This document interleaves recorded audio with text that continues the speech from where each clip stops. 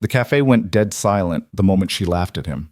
Lucas Hale, worth $3 billion, sat frozen as his blind date mocked his thrift store jacket and walked out, heels clicking against the floor like gunshots. 32 years old, birthday, alone, again. The other customers pretended not to stare, but he felt every eye on him, every pitying glance. He'd hidden his identity, hoping someone might see him for once, not his bank account. Instead, he got humiliated in a room full of strangers. But behind the counter, one woman wasn't laughing. She was watching. And what she did next would change everything. If you want to see how this story ends, stay until the very last word. Hit that like button and drop a comment telling me what city you're watching from. I want to see how far this story travels. Lucas Hale had learned early in life that money didn't buy the things that mattered. It bought silence. It bought distance. It bought people who smiled too wide and laughed too loud at jokes that weren't funny. What it didn't buy was someone who'd sit across from you and see you, really see you, without calculating what they could get in return. Tonight was supposed to be different. He'd set up the blind date through a friend of a friend, someone who didn't know his last name or what he did for a living. Just Lucas, 32, single dad, likes coffee and quiet evenings. No mention of Hale Industries. No mention of the Forbes list. No mention of the penthouse downtown or the fact that his watch cost more than most people's cars. He'd left all of that behind, dressed in jeans and a jacket he'd bought from a thrift store 2 weeks ago, specifically for this. The sleeves were a little too long, the zipper stuck, perfect. The cafe was called Moonbeam, one of those neighborhood spots that hadn't been swallowed by Starbucks yet, with mismatched chairs and local art on the walls that nobody ever bought. It smelled like cinnamon and old books. Lucas had chosen it because it was the opposite of everywhere he usually went. No one here would recognize him. No one here cared about quarterly earnings or hostile takeovers or which tech startup he'd just acquired. He sat by the window, watching snow begin to fall outside, fat flakes drifting down lazy and unbothered. His coffee had gone cold 20 minutes ago. His date was late. Not fashionably late, actually late. He checked his phone. Nothing. The cafe wasn't crowded. Tuesday night, almost 8 o'clock. A couple of college students hunched over laptops in the corner, headphones on. An older man doing a crossword puzzle. And behind the counter, a woman with dark hair pulled back in a ponytail, wiping down the espresso machine with the kind of focus that suggested she'd rather be anywhere else. Lucas looked back at his phone. Still nothing. He was about to text his friend, ask if he'd been stood up, if this whole thing had been a joke, when the door chimed. Cold air rushed in. A woman walked through, shaking snow from her hair. Mid-30s, expensive coat, designer bag, the kind of boots that cost $400 and looked like they'd never touched actual winter slush. She looked around the cafe with an expression Lucas had seen 1,000 times before. The look of someone evaluating whether a place was worth their time. Her eyes landed on him. He sat up straighter, smiled. Small, not too eager. She walked over, stopped at his table, looked him up and down in a way that made something cold settle in his chest. "Lucas?" Her voice was flat. Not a question, really. More like confirmation of a suspicion. "Yeah, hi. You must be... What are you wearing?" She cut him off, lips curling into something that wasn't quite a smile. More like the beginning of a laugh she was trying to hold back. Lucas blinked. "I'm sorry? Is that a thrift store jacket?" She leaned in slightly, like she was inspecting something distasteful. "Oh my God, it is! I can see the tag sticking out." Heat crawled up his neck. He reached back, felt the tag he'd forgotten to cut off. Stupid mistake. Let me guess," she interrupted again, straightening up, voice getting louder. A few heads turned. "You're one of those guys who thinks dressing down makes you interesting, like you're so deep and anti-materialistic?" She actually laughed then, sharp and bright. "Honey, I didn't sign up for a charity case. I thought I was meeting someone with, I don't know, ambition, self-respect." The college students had stopped typing. The old man had lowered his newspaper. Even the woman behind the counter had paused, cloth frozen mid-wipe. Lucas felt his face burning. "I don't think that's... You know what? I'm good." She was already turning, already walking away. "I've got standards. Maybe try Goodwill for your next date, too. You can make a whole thing of it." The door chimed again. She was gone.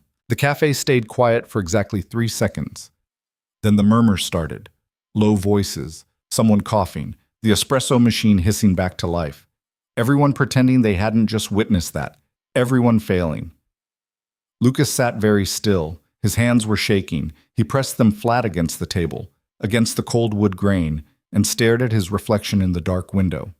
32 years old, $3 billion in assets. And he couldn't even get through a blind date without getting laughed out of a cafe. Happy birthday to me. He'd said it out loud. Barely a whisper, but he'd said it.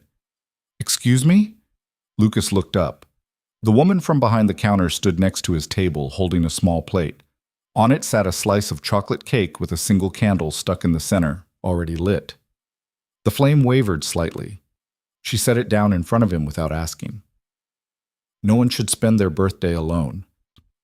Lucas stared at this cake, at the candle, at this complete stranger who just brought him the first kind thing he'd experienced all night. His throat felt tight. I didn't order this. I know. She smiled, tired around the edges, but real. It's on the house. Make a wish. She walked away before he could respond, back behind the counter where she started washing mugs like nothing had happened, like she brought lonely men birthday cake every day. Lucas looked down at the candle. The wax was already starting to drip, pooling around the base. He should blow it out. Make a wish, like she said. But he didn't know what to wish for anymore. He'd spent the last 10 years wishing for things that money could buy, and it had gotten him exactly nowhere that mattered. So he just sat there, watching the flame dance, while the snow fell harder outside and the cafe slowly emptied around him.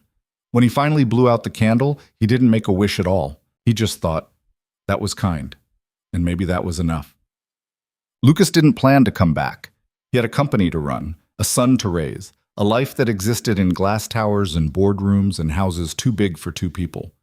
Moonbeam Cafe was a one-time thing, a moment, a mistake he'd made thinking he could be normal for one night. But 3 days later, he found himself parking 2 blocks away and walking through the cold because parking closed felt like admitting he was actually going there on purpose. The cafe looked different in daylight, smaller somehow. The local art on the walls turned out to be mostly bad watercolors of landscapes that didn't exist. The mismatched chairs were more mismatched than charming, but it was warm inside and it smelled like coffee. And when Lucas walked in, the woman behind the counter glanced up and gave him the smallest nod of recognition. He ordered a black coffee. She poured it without comment, handed it over. Thanks for the cake, Lucas said. The other night, she shrugged. It was just cake. Still, it was kind. Something flickered across her face, surprise maybe, or suspicion, like kindness was something she wasn't used to having noticed. You're welcome. He paid, left a $5 tip on a $3 coffee, sat down at the same table by the window. The cafe was busier during the day, a mom with twin toddlers trying to negotiate snack time, a group of remote workers camped out with laptops and those enormous headphones everyone wore now, and in the corner, a kid, maybe 7 or 8, doing homework at a table too big for him, pencil grip too tight, tongue poking out in concentration. Lucas watched him for a moment. The kid reminded him of his own son. That same fierce focus, like if he just tried hard enough, the math problem would make sense. That's my son. Lucas jerked his head up. The woman had appeared next to his table again, this time carrying a tray of dirty mugs. She nodded toward the kid. He's doing homework here? His school's far. I pick him up, bring him here until my shift ends at 6. She said it matter of fact, like it was just how things were. No complaint, no explanation needed. That's a long day for a kid. Yeah, well, she shifted the tray. We make it work. She walked away before he could ask her name, before he could say anything else stupid or prying or rich person trying to understand poverty. He drank his coffee and tried not to stare at the kid in the corner. Tried not to think about his own son waiting at home with a nanny who cost more per month than this woman probably made in 3. He came back the next day. And the day after that. Always black coffee, always the same table, always the same quiet nod from the woman behind the counter, who he learned was named Nina after he overheard someone calling her from the back. Nina Carter. Single mom. Worked doubles most days. Her son's name was Jamie. He was 8. He liked dinosaurs and hated fractions and always left his jacket on the back of his chair instead of hanging it up like his mom asked. Lucas learned all of this just by being there, by sitting quiet and watching and not asking questions, by being invisible in the way only lonely people know how to be. On the fifth visit, he brought something with him. It wasn't expensive. That was the rule he'd made for himself. Nothing expensive, nothing that would make Nina suspicious or uncomfortable or realize he was anything other than a guy who drank too much coffee and didn't talk much. So he'd gone to a bookstore, a real one with creaky floors and a cat sleeping in the window, and found a picture book about dinosaurs. Educational, but fun. The kind of thing a kid like Jamie would actually read. He waited until Nina was busy with a rush of afternoon customers, then walked over to Jamie's table. "Hey." Jamie looked up, pencil frozen mid-letter. "Hi? You like dinosaurs?" Immediate suspicion. "Why?" "Smart kid." Lucas smiled. "I found this. Thought you might want it." He set the book down on the table. "It's got a T-Rex on page 15 that looks like it's actually screaming. Pretty cool." Jamie's eyes went wide. He pulled the book closer, flipped it open, started scanning pages with the speed of a kid who'd been reading since he was 4. "Is this for me?" "Yeah, if you want it." "I want it." Jamie looked up, grinned. "Thanks, mister." "Lucas." "And you're welcome." When Lucas turned around, Nina was watching from behind the counter. Their eyes met. She didn't smile, but she didn't look angry either. Just careful. Like she was trying to figure something out. Lucas went back to his table, drank his coffee, left without saying anything else. The next day, Jamie waved at him when he walked in. Nina poured his coffee without being asked, set it down with a small nod that might have been "thank you" or might have been "I'm watching you." Hard to tell. Days turned into a week, 1 week turned into 2. Lucas started timing his visits around Jamie's schedule. Not on purpose, or at least that's what he told himself. But somehow he always seemed to arrive right around 3:30, right when Nina picked Jamie up from school and brought him back to the cafe. And somehow he always seemed to have something in his pocket, a pack of colored pencils, a small notebook, a puzzle book. Nothing big, nothing flashy, just things a kid might like. Jamie started sitting at Lucas's table sometimes, doing homework while Lucas answered emails on his phone. They didn't talk much. Jamie would ask the occasional question, "What's 6 times 7?" And Lucas would answer, and that would be it. Easy. Uncomplicated. Nina never said anything about it, but Lucas noticed she stopped watching him like he might be a threat, started watching him like he might be something else, something she hadn't quite figured out yet. One afternoon, Jamie looked up from his math worksheet and squinted at Lucas. "Are you rich?" Lucas nearly choked on his coffee. "Why would you ask that?" "You don't dress rich, but you tip like you are." Jamie said it casually, like he was commenting on the weather. "Mom says people who tip $5 on a $3 coffee are either rich or bad at math." "Maybe I'm just bad at math." "You helped me with fractions yesterday. You're good at math." Lucas laughed. He couldn't help it. "You got me? I'm comfortable." Comfortable means rich, but you don't want to say it. "You're a sharp kid, you know that." Jamie grinned. "Mom says I'm too sharp. Says I'm going to cut myself one day." "Your mom's probably right." They went back to their respective work, Jamie's homework, Lucas's emails, and didn't talk about money again. But Lucas felt something shift, a small crack in the wall he'd built between his real life and this cafe, this strange little pocket of normal he'd carved out for himself. That night, lying in bed in his penthouse with floor-to-ceiling windows overlooking a city that never quite went dark, Lucas thought about Jamie's question. "Are you rich?" Yeah, he was. So rich it was almost funny. So rich that the amount of money he spent on birthday gifts for business associates could have paid Nina's rent for a year. Probably 2 years. Maybe 3. And he was lying to her. Not directly. He'd never actually told her he was anything other than what he appeared to be. But lying by omission was still lying.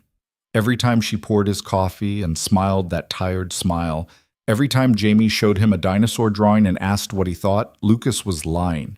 He told himself it didn't matter, told himself this wasn't real anyway, just a temporary escape from a life that had started to feel like a cage.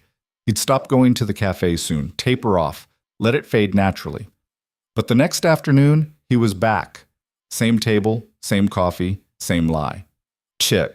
3 weeks in, Nina finally talked to him. Really talked to him. not just the transactional exchange of customer and server. It was late, almost closing time. The cafe was empty except for the two of them and Jamie, who'd fallen asleep in the corner booth, head pillowed on his backpack. Nina was wiping down tables with that same focused intensity she brought to everything.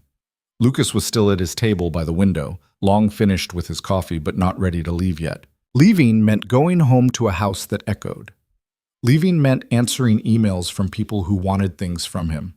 Leaving meant being Lucas Hale again instead of just Lucas. You know you don't have to stay till closing, right? Lucas looked up. Nina stood next to his table, cloth in hand, expression unreadable. I know, He trailed off. Didn't know how to finish that sentence without sounding pathetic. You just what? I like it here. She studied him for a long moment. Then without asking, she pulled out the chair across from him and sat down. First time she'd sat down in his presence. First time she'd stopped moving since he'd met her. Why? Why what? Why do you like it here? She gestured around at the cafe, the bad art, the worn floors, the espresso machine that sounded like it might die any day. This place isn't special. Coffee's not even that good. I'd know. I make it. Lucas smiled. It's quiet. It's a coffee shop. It's literally never quiet. Different kind of quiet. The noise here, he struggled to find the words. It doesn't want anything from me. You know? Nina tilted her head, still studying him. No, I don't know. Explain. So he did. Not everything. Not the money, not the company, not the truth that would crack this whole thing open. But he told her about being tired, about how sometimes you could be surrounded by people and still feel completely alone, about how every conversation started to feel like a negotiation, every relationship like a transaction. I don't have a lot of people who just see me, he finished lamely, without wanting something. Nina was quiet for a long time. Then, that why you bring Jamie presents? Trying to buy someone who'll see you? It hit harder than she probably meant it to. Lucas flinched. No, I bring him things because he's a good kid and he reminds me of my son. You have a kid? Yeah, he's 9. Lives with me full time. Where's his mom? Dead, car accident, 3 years ago. Nina's expression shifted, softened at the edges, lost some of that careful guardedness. I'm sorry. Me too. They sat there in the quiet, the real quiet, the kind that happens when two people stop performing for each other. Outside, snow had started falling again. Jamie snored softly in the corner. I wasn't trying to buy anything, Lucas said finally. I know what it's like to be a single parent. It's hard. And Jamie seems like he could use a friend, that's all. Nina looked at him for a long moment. Then she nodded, once. Okay. Okay? Okay. She stood up, picked up her rag.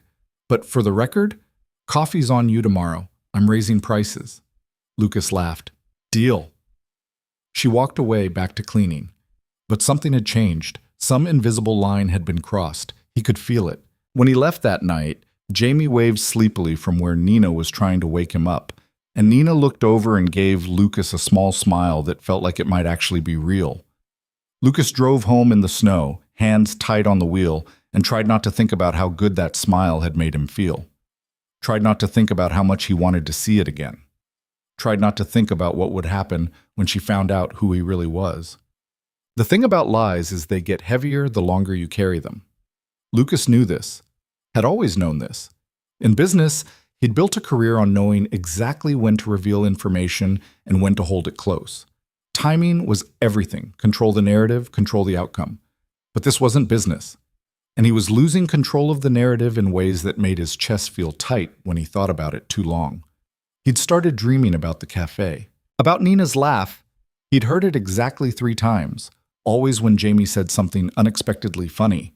About the way she pushed her hair back when she was stressed, about that moment every afternoon when she'd see him walk in and her shoulders would relax just slightly, like his presence made the day a little easier to carry. He was in trouble. He knew he was in trouble, but he kept going back. 4 weeks became 5. 5 became 6. The presents for Jamie got slightly bigger. A set of dinosaur figurines, a science kit, a book about space, but still carefully calibrated to seem like things a normal person might buy.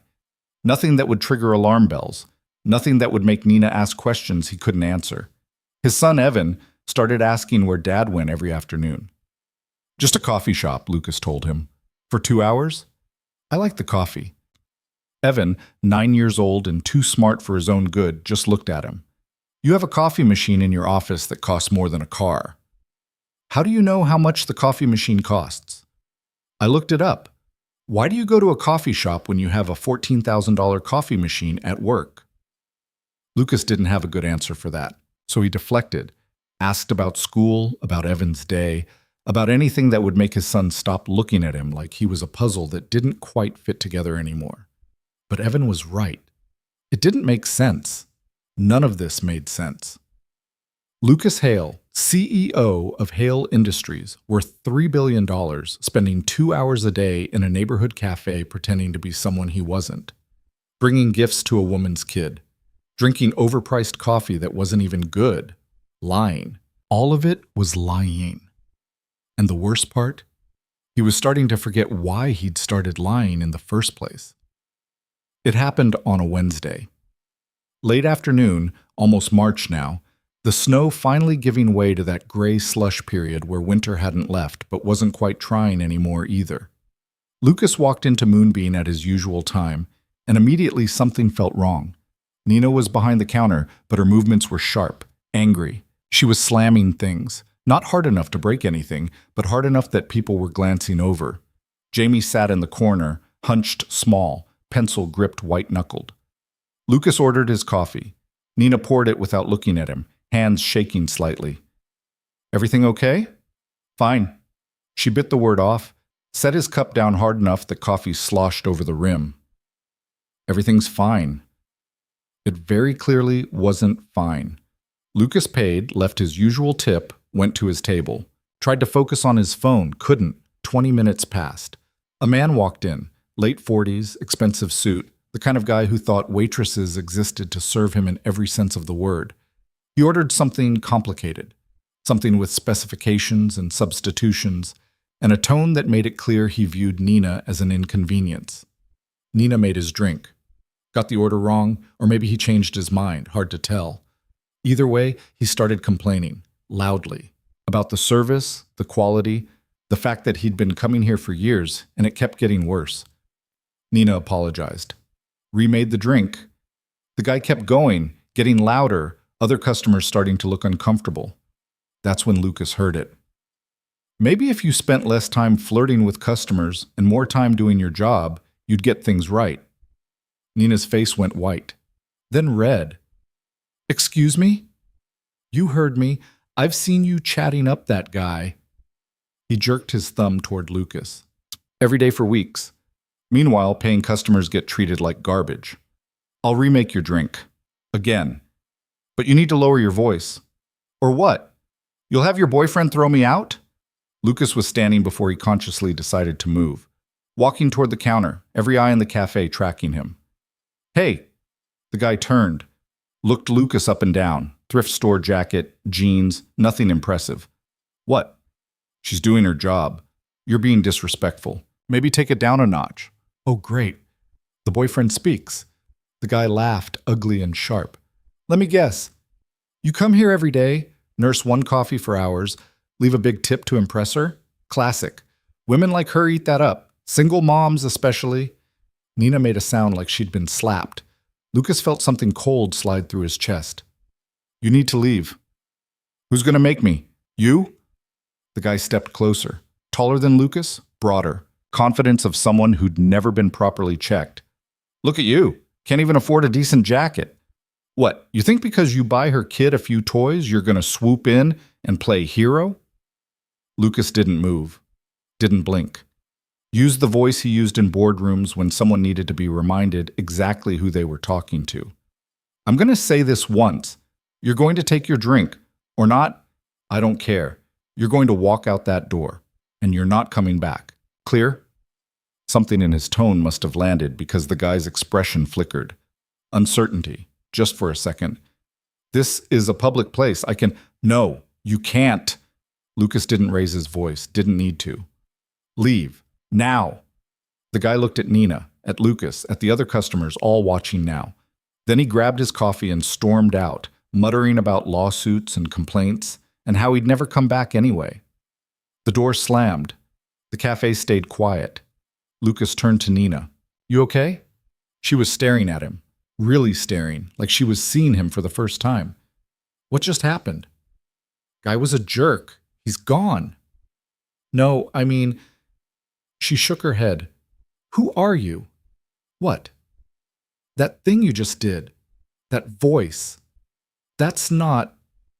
She gestured vaguely. "Normal people don't talk like that. Normal people don't make guys twice their size back down just by using a certain tone." Lucas felt the ground shifting under him. "I just told him to leave. That's all." "No, that's not all." Nina was still staring. "You sounded like someone used to being listened to. Like someone who knows people will do what he says because they always do." Behind her, Jamie was watching too, quiet, waiting. "Nina, I don't know you." She said it soft, almost wondering. "I've been talking to you for 6 weeks, and I don't know anything about you." "Not really. Where you work, where you live, why you're really here." "I told you. You told me what you wanted me to believe. That's different." The other customers were pretending not to listen. Doing that thing where everyone suddenly became very interested in their phones. Lucas stood there, coffee shop floor under his feet, lies piling up around him, and knew this was it. The moment. Tell her the truth or watch it all fall apart anyway. "Can we talk?" His voice came out rougher than he meant it to. "Not here." "Outside?" Nina looked at him for a long moment. Then she turned to the other barista, a college kid who'd been watching everything with wide eyes. "Cover for me. 5 minutes." She grabbed her coat, walked past Lucas without looking at him, out the door into the cold gray afternoon. Lucas followed. They stood on the sidewalk, cars hissing past on wet pavement, the sky threatening snow again. "So?" Nina crossed her arms. Not defensive, just waiting. "Who are you?" Lucas opened his mouth, closed it, tried to find words that wouldn't sound insane. "I'm exactly who I said I was. Lucas, single dad. I have a son named Evan. My wife died 3 years ago. All of that's true. And the rest? The rest is complicated. Try me." He could do it, right now. Just say it. "I'm Lucas Hale. I run a company you've probably heard of. I have more money than I know what to do with. I've been lying to you since the day we met because I wanted someone to see me as a person instead of a bank account." But looking at Nina, at her crossed arms, her guarded expression, the way she was already pulling back even though she was still standing there, Lucas knew the truth wouldn't fix this. The truth would just confirm what she already suspected, that he'd been playing her. That none of this was real. "I'm just someone who wanted to be normal for a while," he said instead. "That's the truth. Everything else, where I work, what I do, it doesn't matter. Because when I'm here, I'm just Lucas. And you're just Nina, and Jamie's just a kid who likes dinosaurs, and that's all I wanted. That's not how life works. You don't get to just be one thing." "Why not?" "Because people deserve honesty. Because I have a son who looks up to you now. Because I..." She stopped, looked away. "Because I started to think you might be someone I could trust." "You can trust me. Can I?"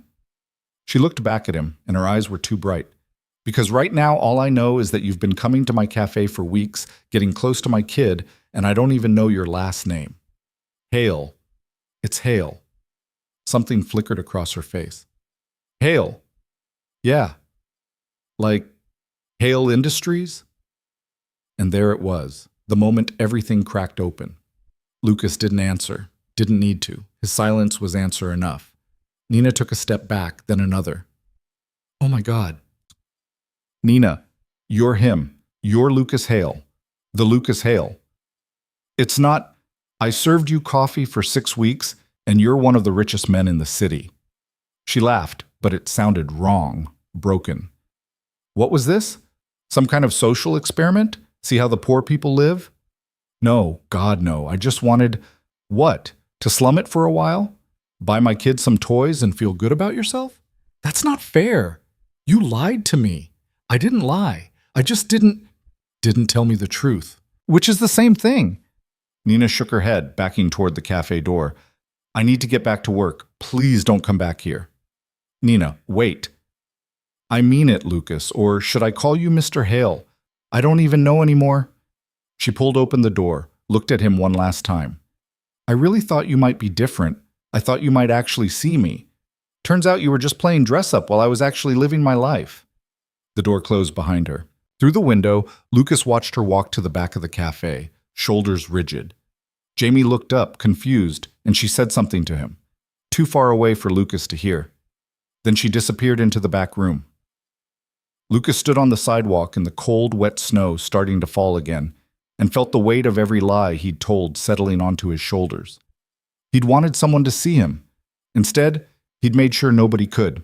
He got in his car, drove home, spent the rest of the evening sitting in his office, staring at the city lights, trying to figure out when wanting to be normal had turned into just another way of being dishonest. His phone buzzed. A text from Evan. You okay? You seem sad. Lucas typed back, I'm fine. Just a long day. Another lie. So easy. They all were, once you started.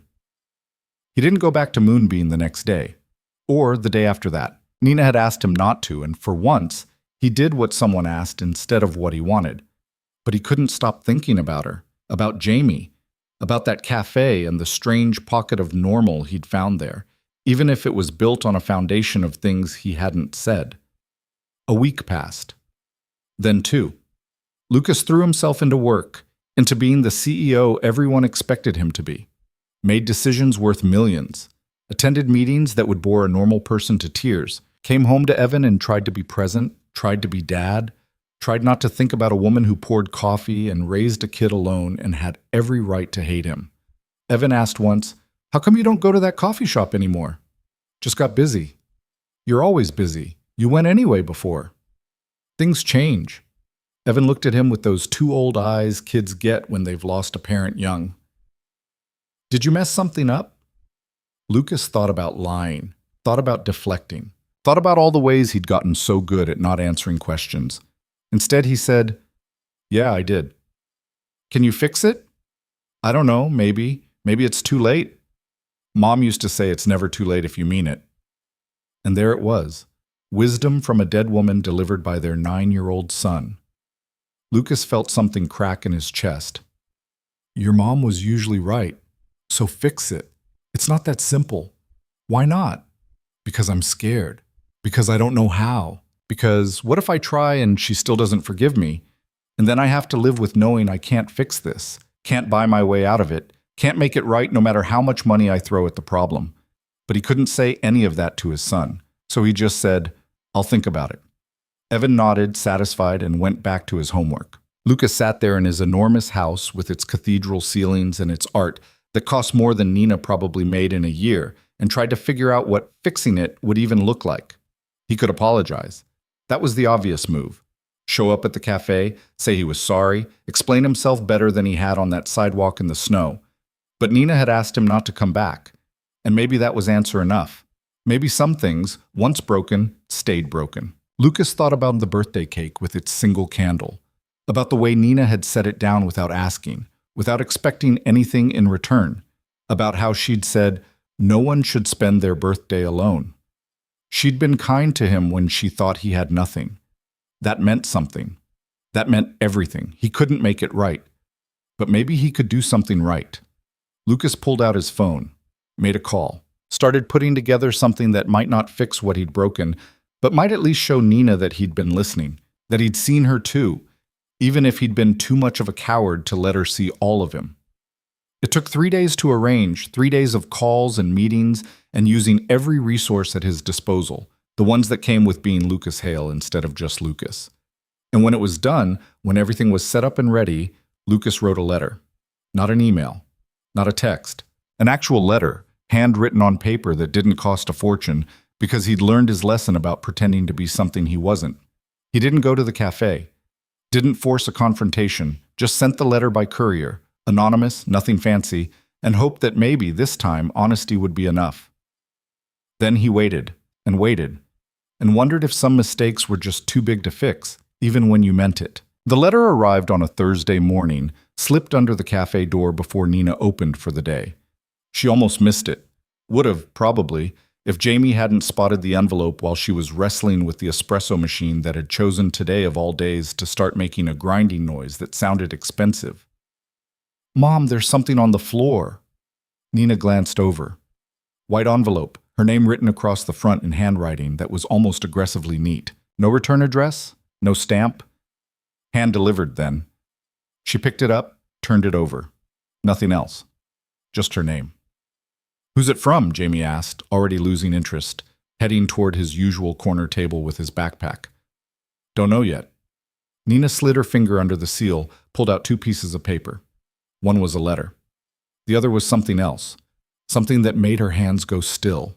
She read the letter first. "Nina, I know you asked me not to come back, and I'm respecting that, but I need you to understand something. I didn't come to your cafe looking for charity or entertainment or whatever you think rich people do when they're bored. I came because I was tired, not physically tired, tired of being seen as a checkbook, tired of every conversation being a negotiation, tired of wondering if anyone would choose me if I didn't have money. That night at the cafe, when your date walked out, I thought I'd finally tried something honest. Turns out I was still lying, just in a different way. You were kind to me when you thought I had nothing. That meant more than you know. It still does. I can't fix what I broke, but I can do this." The enclosed scholarship is for Jamie. Full ride through high school, including books, supplies, extracurriculars, everything. It's set up through an independent foundation, completely separate from me. No strings, no conditions. You don't have to see me or talk to me or forgive me. It's not contingent on anything except Jamie being Jamie. I'm not trying to buy your forgiveness. I know that's not how this works. I just want to make sure that kid who loves dinosaurs gets every chance he deserves. And you get to stop working doubles. Or don't. It's your choice. That's the point. You said I wasn't seeing you. You were right. I was so busy trying to be seen that I didn't notice I was doing the same thing to you that everyone does to me. Making assumptions, putting you in a box, treating you like a means to an end instead of a person. For what it's worth, I see you now. I see someone who works herself to exhaustion for her kid, someone who brings birthday cake to strangers, someone who deserves better than a guy in a thrift store jacket lying about who he is. Thank you for the coffee. Thank you for the kindness. Thank you for reminding me what it feels like to be human. I hope Jamie likes the scholarship. Tell him the T-Rex on page 15 is still my favorite. Lucas. Nina read it twice, then a third time. Her hands were shaking. The scholarship letter was real. Official letterhead, legal language, a phone number to call for verification. Full tuition through high school at any accredited institution. $15,000 annually for expenses. Renewable every year as long as Jamie maintained passing grades. She did the math without meaning to. $60,000 minimum. Probably more if Jamie went to a private school, which she'd never even let herself consider as an option. "Mom, you okay?" Nina looked up. Jamie was watching her with that expression kids get when they know something's wrong but don't know how to ask about it. "Yeah, baby, I'm fine." Her voice came out steadier than she felt. "Just some news. Good news or bad news?" That was the question, wasn't it? Nina looked down at the letter again, at Lucas's handwriting, at the words "I see you now," like that made any of this okay. "I don't know yet," she said honestly. She tucked the papers into her apron pocket and went back to fighting with the espresso machine. But all morning, through the rush of commuters and the mid-morning lull and the lunch crowd, she kept touching the pocket, making sure the letters were still there, making sure she hadn't imagined them. At noon, during a rare quiet moment, she pulled out her phone and called the number on the scholarship letter. A woman answered, professional, pleasant. "Harper Foundation, how may I help you?" "Hi, I received a scholarship letter for my son. I wanted to verify it's legitimate." "Of course. Can I have the student's name?" "Jamie Carter." Keys clicking. A pause. "Yes, I have his file here. The scholarship was established 3 days ago by an anonymous donor. Full funding through secondary education." "Is there something specific you'd like to verify?" "Who set it up?" "I'm sorry, that information is confidential. The donor requested complete anonymity." But it's real? This is real money, not some kind of scam? It's very real, Ms. Carter. The funds have already been transferred to our accounts. I can email you the full details if you'd like.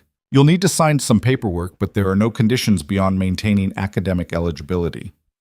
Nina pressed her palm against her forehead. Okay, yes. Email me the details. Absolutely. You should have everything within the hour. And Ms. Carter, congratulations. Your son is very fortunate. Nina hung up, stared at her phone, felt something huge and terrifying pressing against her chest. The bell over the door chimed. An older woman came in, ordered a latte. Nina made it on autopilot, hand steady even though her brain was screaming. $60,000. Minimum. From a man she'd known for 6 weeks who turned out to be someone else entirely. From a man she'd told never to come back. The espresso machine made that grinding noise again. Nina hit it with the side of her fist, not hard, just frustrated, and it settled back into its normal rhythm. Everything settling back to normal except her. That evening, after closing, after Jamie had finished his homework and was sprawled on the couch at their tiny apartment watching a show about dinosaurs, Nina sat at their kitchen table and read Lucas's letter for the 4th time. You were kind to me when you thought I had nothing. She had been kind, not because she expected anything back, just because it was someone's birthday and he'd looked so small sitting there after that woman tore him apart in front of everyone. Nina thought about that night. The way Lucas had whispered happy birthday to me, like he was trying to convince himself it was okay to be alone. The way his hands had shaken slightly when she set down the cake. She'd thought he was just another lonely guy. Maybe a little sad. Maybe going through something. She'd never imagined he was going through it from a penthouse. But did that change what she'd seen? Did money erase loneliness? Nina had spent her whole adult life being poor. She knew what it felt like to stretch a dollar until it screamed. Knew what it felt like to choose between gas money and groceries. Knew what it felt like to smile at customers who treated her like furniture while her feet ached and her back screamed and she calculated how many more hours until her shift ended. She'd never thought about what it might feel like to have everything money could buy and still be alone. Never considered that might be its own kind of poverty. Her phone buzzed. Text from her coworker, Maria. You see the news? Lucas Hale donated $2 million to Children's Hospital. Guys all over the press looking like he saves orphans for breakfast. Nina clicked the link. Sure enough, photos of Lucas in a suit that probably cost more than her car, shaking hands with hospital administrators, smiling that polished CEO smile that looked nothing like the small, real smile he'd had when Jamie showed him the dinosaur drawing. $2 million. And he'd given her son $60,000 like it was nothing, like it was the least he could do. Maybe it was. Nina set her phone down, looked at Jamie on the couch, absorbed in his show, completely unaware that his entire future had just shifted. She should tell him, should sit him down and explain that he had a scholarship now, that he could go to any school he wanted, that money wasn't going to be the thing that limited him anymore. But if she told him, she'd have to explain where it came from. And if she explained that, she'd have to admit she'd been wrong. Not about Lucas lying. He had lied, by omission, if nothing else. But wrong about what the lying meant. Wrong about assuming he'd been playing games. Wrong about thinking she'd been nothing but a social experiment to him. The letter didn't sound like a man who'd been playing games. It sounded like a man who'd been desperate. And Nina knew what desperation looked like. She saw it in the mirror every morning. Mom, Jamie called from the couch. Can we have dinosaur nuggets for dinner? Sure, baby. She made dinner. They ate together at the table that wobbled because one leg was shorter than the others, talking about Jamie's day, about the science project he had coming up, about whether velociraptors could actually open doors like in the movies. Normal. Everything normal except the letter in her pocket that felt like it weighed 1,000 pounds. After Jamie went to bed, Nina pulled out her laptop, ancient thing that took 5 minutes to boot up, and did something she should have done weeks ago. She looked up Lucas Hale. The search results went on for pages, Forbes profiles, business articles, photos at charity events, always in a tux, always with that same polished smile. Net worth estimated at $3 billion. Took over his father's company at 28, expanded it into tech, real estate, pharmaceuticals. Youngest CEO on the Fortune 500 list. And buried 20 pages deep, past all the business coverage, she found the personal stuff. The obituary for his wife, Elizabeth Hale, dead at 30 from a drunk driver who'd run a red light. The small mentions in society pages about Lucas withdrawing from public life, becoming more private, rarely seen outside of business functions. One article from about a year ago, just a gossip column really, speculated about Lucas's dating life, or lack thereof. Quoted an anonymous source saying he'd given up after a string of women who were more interested in his portfolio than his personality. Nina closed the laptop, sat in the dark of her living room, listening to the radiator clank and the neighbors arguing through the thin walls. She'd called him a liar, told him not to come back. And maybe he had lied, but so had she. She'd lied when she'd pretended not to care that he came back every day. Lied when she'd told herself the coffee was the only thing bringing him there. Lied when she'd started looking forward to 3:30 every afternoon, to the quiet man by the window who tipped too much and made her son laugh. Her phone was in her hand before she consciously decided to pick it up. She had his number, he'd written it at the bottom of the letter. In case you need anything, or want to yell at me, both are fair. Nina typed out a message, deleted it, typed another one, deleted that too. What was she supposed to say? Thank you? I'm sorry? I was wrong about you, but also you were wrong about you, and we're both just people trying to figure out how to be human and failing at it most of the time. She settled on, the scholarship is too much. 3 dots appeared immediately, like he'd been waiting, like maybe he'd been staring at his phone for days hoping she'd text. It's not enough, but it's what I can do. Nina stared at the message, typed, you didn't have to do this. I know. I wanted to. Why? The 3 dots appeared and disappeared 3 times. Nina watched them, heart beating too fast, wondering what he was typing and deleting and typing again. Finally, because you brought me cake when you thought I was nobody. Because Jamie deserves a chance. Because I spent 6 weeks lying to you and this is the only truth I have left. Nina's eyes were burning. She blinked hard, pressed her palms against them. I shouldn't have told you not to come back. Yes, you should have. I lied to you. You had every right. You didn't lie. You just didn't tell me everything. That's the same thing. Is it? Another long pause. Then, I don't know. Maybe. Does it matter? Nina thought about that, about all the things she didn't tell people, about how she smiled at rude customers and pretended it didn't hurt, about how she cried in her car after Jamie's school career day because all the other kids' parents had fancy jobs and she was just a barista, about how lonely she was sometimes, how hard it was to be everything for Jamie when she barely felt like enough for herself. Everyone had things they didn't tell. That was just being human. I think maybe we all lie a little bit, she typed, just to survive. That's bleak. That's life. Fair enough. Nina looked at the phone, at the conversation that felt like they were circling something without naming it. She took a breath. The letter said, you see me now. What do you see? This time the pause was even longer. Nina waited, watching those 3 dots appear and disappear, wondering if she'd asked too much. I see someone who works too hard, who gives too much, who probably hasn't had a day off in months. I see someone who brought a stranger birthday cake because it was the right thing to do. I see someone who loves her kids so fiercely it makes me remember why I keep trying to be a good dad, even when I'm failing at it. I see someone who deserved honesty from me and didn't get it. I see someone I'd like to know better, if you'd let me. And I see someone who probably thinks I'm full of it right now, and that's okay too. Nina read it 3 times. Her chest felt too tight. I don't think you're full of it, she typed. I think you're lonely. Like I am. And I think maybe we both made mistakes. So what do we do about it? Good question. Nina didn't have an answer. She sat there in her dark apartment, phone glowing in her hands, and tried to figure out what came next. She could forgive him, move on, let Jamie accept the scholarship and never see Lucas again. Keep things clean and simple.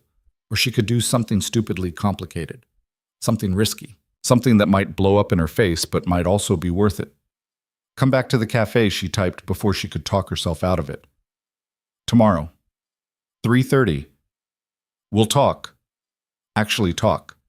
No more pretending to be people we're not. Are you sure? No. But come anyway. Okay. I'll be there.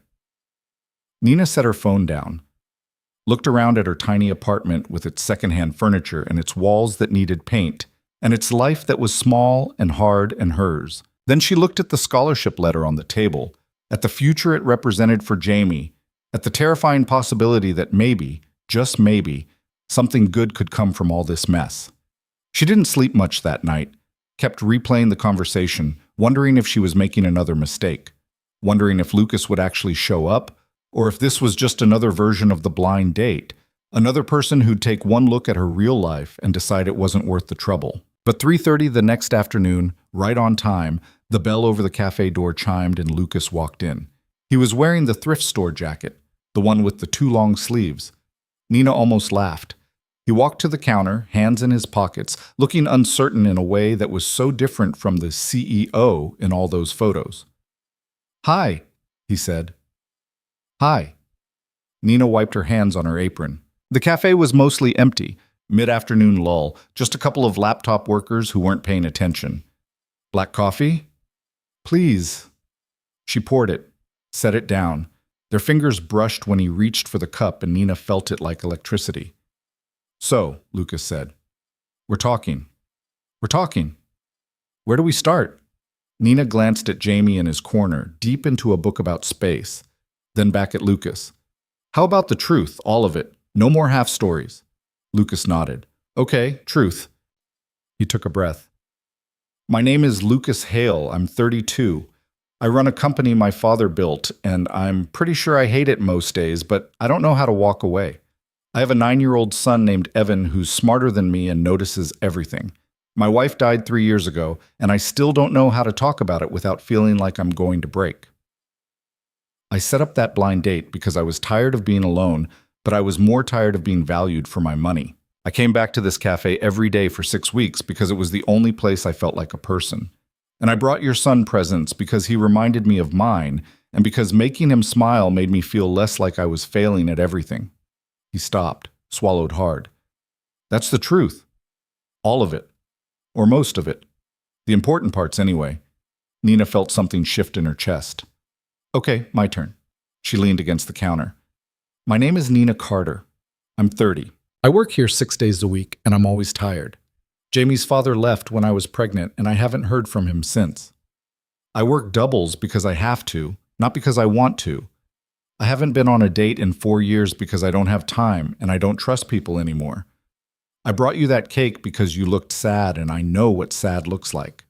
I let you keep coming back because you were nice to my kid and because you didn't make me feel like just a waitress. And I got angry when I found out who you were because I felt stupid, like I'd been played, like I'd let myself believe in something that was too good to be true." She paused. "That's my truth. We good?" Lucas smiled, that real smile, the small one. "Yeah, we're good." "Okay then." Nina grabbed a cup, poured herself coffee for once. "So what now?"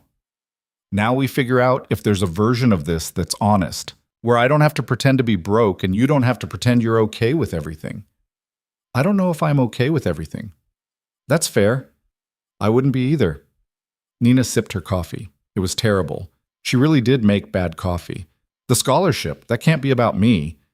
"It's not. It's about Jamie. He's a good kid. He deserves it." "But also it's about me." Lucas didn't deny it. "Yeah, also it's about you because you work too hard and you shouldn't have to. And because I can help and it doesn't cost me anything that matters." "See? That right there." Nina pointed at him. "That's the thing. You say it doesn't cost you anything, but $60,000 is everything to me. That's not the same world. We're not living the same life." "I know. So how does this work, you and me, or whatever this is?" "I don't know," Lucas said honestly, "but I'd like to find out. If you would." Nina looked at him, really looked, at the thrift store jacket and the uncertain expression, and the man who'd sat in her cafe for weeks just wanting to be seen. And she thought about loneliness, about how it didn't care about your bank account, about how being human meant wanting connection even when it was risky, even when it was complicated, even when it didn't make sense. "Okay," she said finally, "but we're doing this for real. No more hiding. You want to buy my kid presents? Fine, but you tell me first. You want to see me, you actually ask me out instead of just showing up every day hoping I'll notice. And I get to decide what I'm comfortable with. Deal?" "Deal." Lucas held out his hand. "Hi, I'm Lucas Hale. I'm a billionaire CEO with a dead wife and a complicated relationship with money, and I'd really like to take you to dinner sometime. Somewhere nice. Somewhere where you don't have to serve anyone." Nina shook his hand, felt that electricity again. Hi, I'm Nina Carter. I'm a broke single mom with trust issues and a kid who talks about dinosaurs too much, and I'd really like to say yes. But I need to go slow. Slow works. And I need you to understand that I'm never going to be comfortable with expensive things.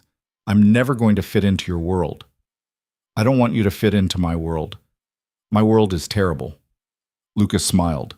I was hoping maybe we could build a different one, somewhere in between.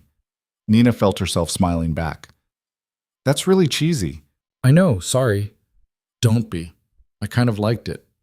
They stood there, hands still clasped, coffee getting cold, the afternoon light slanting through the windows, turning everything gold. In the corner, Jamie looked up from his book, saw them, and grinned like he knew exactly what was happening. Mom's got a boyfriend, he sing-songed. Jamie, hush, Nina said, but she was laughing. Can I tell him about the scholarship now? Nina looked at Lucas. Lucas shrugged. Your call. Yeah, Nina said. Yeah, go ahead. Jamie scrambled out of his chair, ran over. Lucas, Mom says I got a scholarship, like a real one, for school. I heard. That's amazing, buddy. You deserve it. Did you do it? Mom won't tell me, but I think you did it. Lucas glanced at Nina. She nodded. Yeah, Lucas said. I did it. Why? Because you're a smart kid, and because your mom works really hard to give you a good life, and because I can help, and it seemed like the right thing to do. Jamie processed this with all the seriousness of an 8-year-old receiving major news. Then he threw his arms around Lucas's waist. Thank you. Lucas looked startled, then his expression softened and he hugged Jamie back. You're welcome. Nina watched them and felt something dangerous blooming in her chest. Hope, maybe, or possibility. Or just the terrifying knowledge that she was letting someone in, letting them matter, letting them become part of the fragile life she'd built. Lucas caught her eye over Jamie's head, mouthed, Is this okay? Nina nodded. It was more than okay. It was the first thing that had felt right in a long time. When Jamie finally let go and went back to his book, Lucas turned back to Nina. So, dinner. This week? This week's crazy. Next week? Next week works. Friday? Friday I work until 9. Saturday then? Saturday I have to find a babysitter. Bring Jamie. We'll make it a thing. Evan would love to meet him. Nina hesitated. That's a lot. Meeting your kid. Only if you're ready. If not, we can wait. She thought about it. About slow versus scared. About protecting herself versus actually trying. No, let's do it. All of us. Dinner, but nowhere fancy. Somewhere kids can be kids. Pizza? Pizza works. It's a date. It's a date. Lucas finished his coffee, left a 20 on a $6 tab, and headed for the door. Halfway there, he turned back. Nina? Yeah? Thanks for giving me another chance. Thanks for not giving up when I told you to leave. He smiled, that real smile again, and walked out into the late afternoon. Nina watched him go, watched him climb into a car that probably cost more than her apartment building, watched him drive away. Then she looked down at the $20 bill, at the cafe around her, at Jamie reading contentedly in the corner. Her phone buzzed. Text from Lucas. I'm really bad at slow, just so you know. Nina laughed, typed back. Me too. We'll figure it out. Yeah, we will. She tucked her phone away and got back to work. The espresso machine was still making that grinding noise. The afternoon rush would start soon. Tomorrow she had another double shift. Life hadn't magically gotten easier just because a billionaire had walked into her cafe and decided he liked her. But maybe it had gotten a little less lonely. And maybe that was enough to start with. Saturday came too fast and not fast enough. Nina changed her outfit 3 times before settling on jeans and a sweater that didn't have coffee stains on it, a minor miracle given her line of work. Jamie bounced around the apartment asking questions she didn't have answers to. What's Evan like? Does he like dinosaurs? What kind of pizza are we getting? Is Lucas going to be weird now that you know he's rich? I don't know, probably pepperoni, and I hope not, Nina answered, in order, checking her reflection one more time. She looked tired. She always looked tired. No amount of concealer was going to fix that. You look pretty, Mom. Nina smiled at Jamie in the mirror. Thanks, baby. You look handsome. I know. He grinned, completely unself-conscious, in the way only 8-year-olds could be. They took the bus across town because Nina's car was making a noise that suggested its death was imminent, and she couldn't afford to deal with that this week. Lucas had offered to send a car, actually offered, like that was a normal thing people did, and Nina had shut that down immediately. Bus or nothing. The pizza place Lucas had chosen was called Sal's, a neighborhood spot that had been around forever, with plastic red tablecloths and a jukebox in the corner that probably still played actual records. Not fancy. Exactly what she'd asked for. Lucas and Evan were already there, sitting in a booth near the back. Evan looked like a smaller version of his father. Same dark hair, same serious eyes, but where Lucas always seemed slightly uncomfortable in his own skin, Evan had the easy confidence of a kid who'd never doubted his place in the world. Lucas stood when he saw them. He was wearing jeans and a regular shirt, no thrift store jacket this time, and Nina felt something flutter in her stomach that she absolutely did not have time for. "Hey," he said. "Hey yourself. This is Evan. Evan, this is Nina and Jamie." Evan stuck out his hand like he was meeting a business associate. "Nice to meet you." Jamie shook it, clearly impressed by the formality. "You too. Do you like dinosaurs?" "They're okay. I'm more into space." "Space is cool too. Did you know that dinosaurs and space are basically the same because dinosaurs died from a meteor, which is from space?"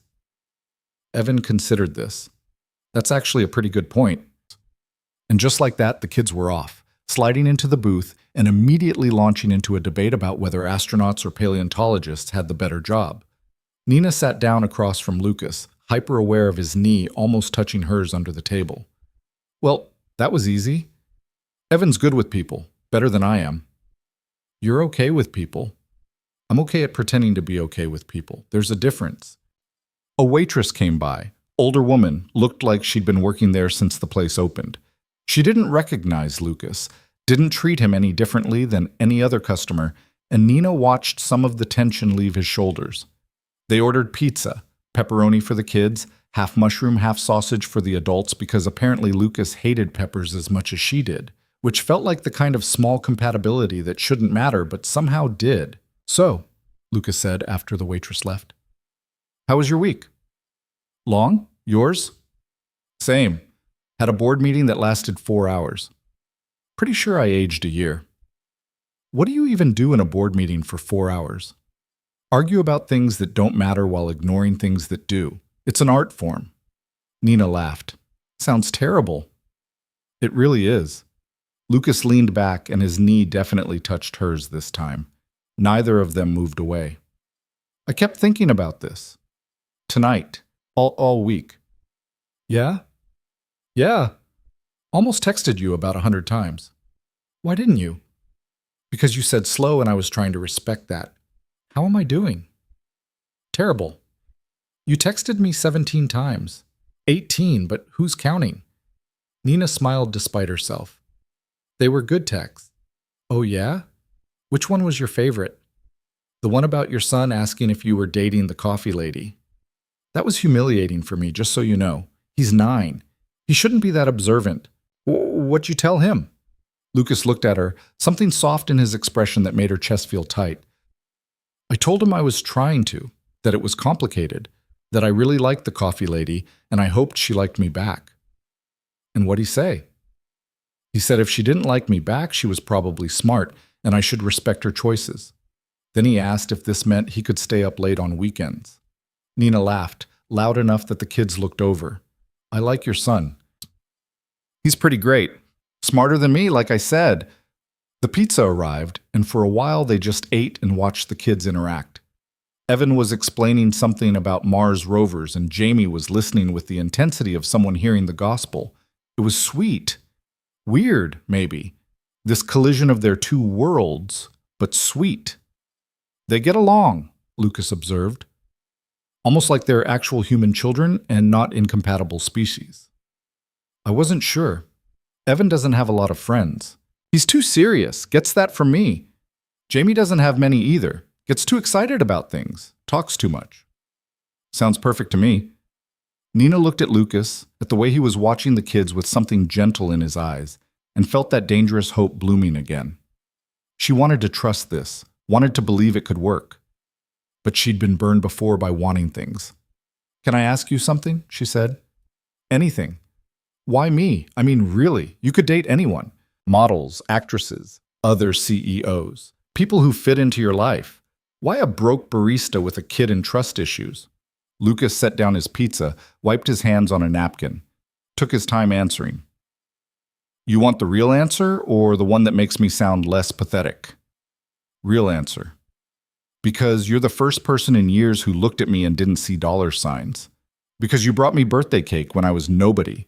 Because you're kind without expecting anything back. Because watching you with Jamie reminds me why I keep trying to be a good dad, even when I'm screwing it up. Because you're real in a way nobody in my world is real." He paused. "And because when I'm with you, I don't feel like I'm playing a part. I just feel like me, even when me is kind of a mess." Nina's throat felt tight. "That's not pathetic." "No? No, that's honest. I like honest." "Good. Because I'm trying to be better at it." Under the table, Lucas's hand found hers. His palm was warm, slightly rough. Nina laced her fingers through his and felt something settle in her chest. "I like you too," she said quietly. "Just so we're clear. Even though you're rich and weird and you tip too much. Especially because I tip too much? That doesn't hurt." They sat there, hands linked under the table, while the kids argued about whether you could grow plants on Mars, and the jukebox played something old and scratchy in the background. Normal. This whole thing felt weirdly normal, and Nina didn't trust normal, but she wanted to. After pizza, Lucas suggested ice cream. There was a place 2 blocks away, family-owned, the kind with too many flavors and samples in tiny plastic spoons. The kids ran ahead, not quite holding hands, but walking close enough that they might as well have been. "They're cute together," Nina said. "Yeah, Evan needs more friends. Kids his age, I mean. He spends too much time with adults. Jamie, too. Other kids don't really get him. Too much energy. Maybe they can hang out sometime. Without us. Just them." Nina glanced at him. "That's a big step. You trust me with your kid?" "Yeah, I do. Do you trust me with yours?" She thought about it. About Lucas bringing Jamie books and science kits and always asking him about his day like the answers mattered. About the scholarship that had nothing to do with her and everything to do with a kid deserving a chance. "Yeah," she said. "I think I do." Inside the ice cream shop, Evan ordered something complicated with 3 flavors and gummy bears. Jamie got chocolate with sprinkles, simple and enthusiastic. Lucas got vanilla. "I'm boring," he said. And Nina got strawberry because it was pink and she liked pink.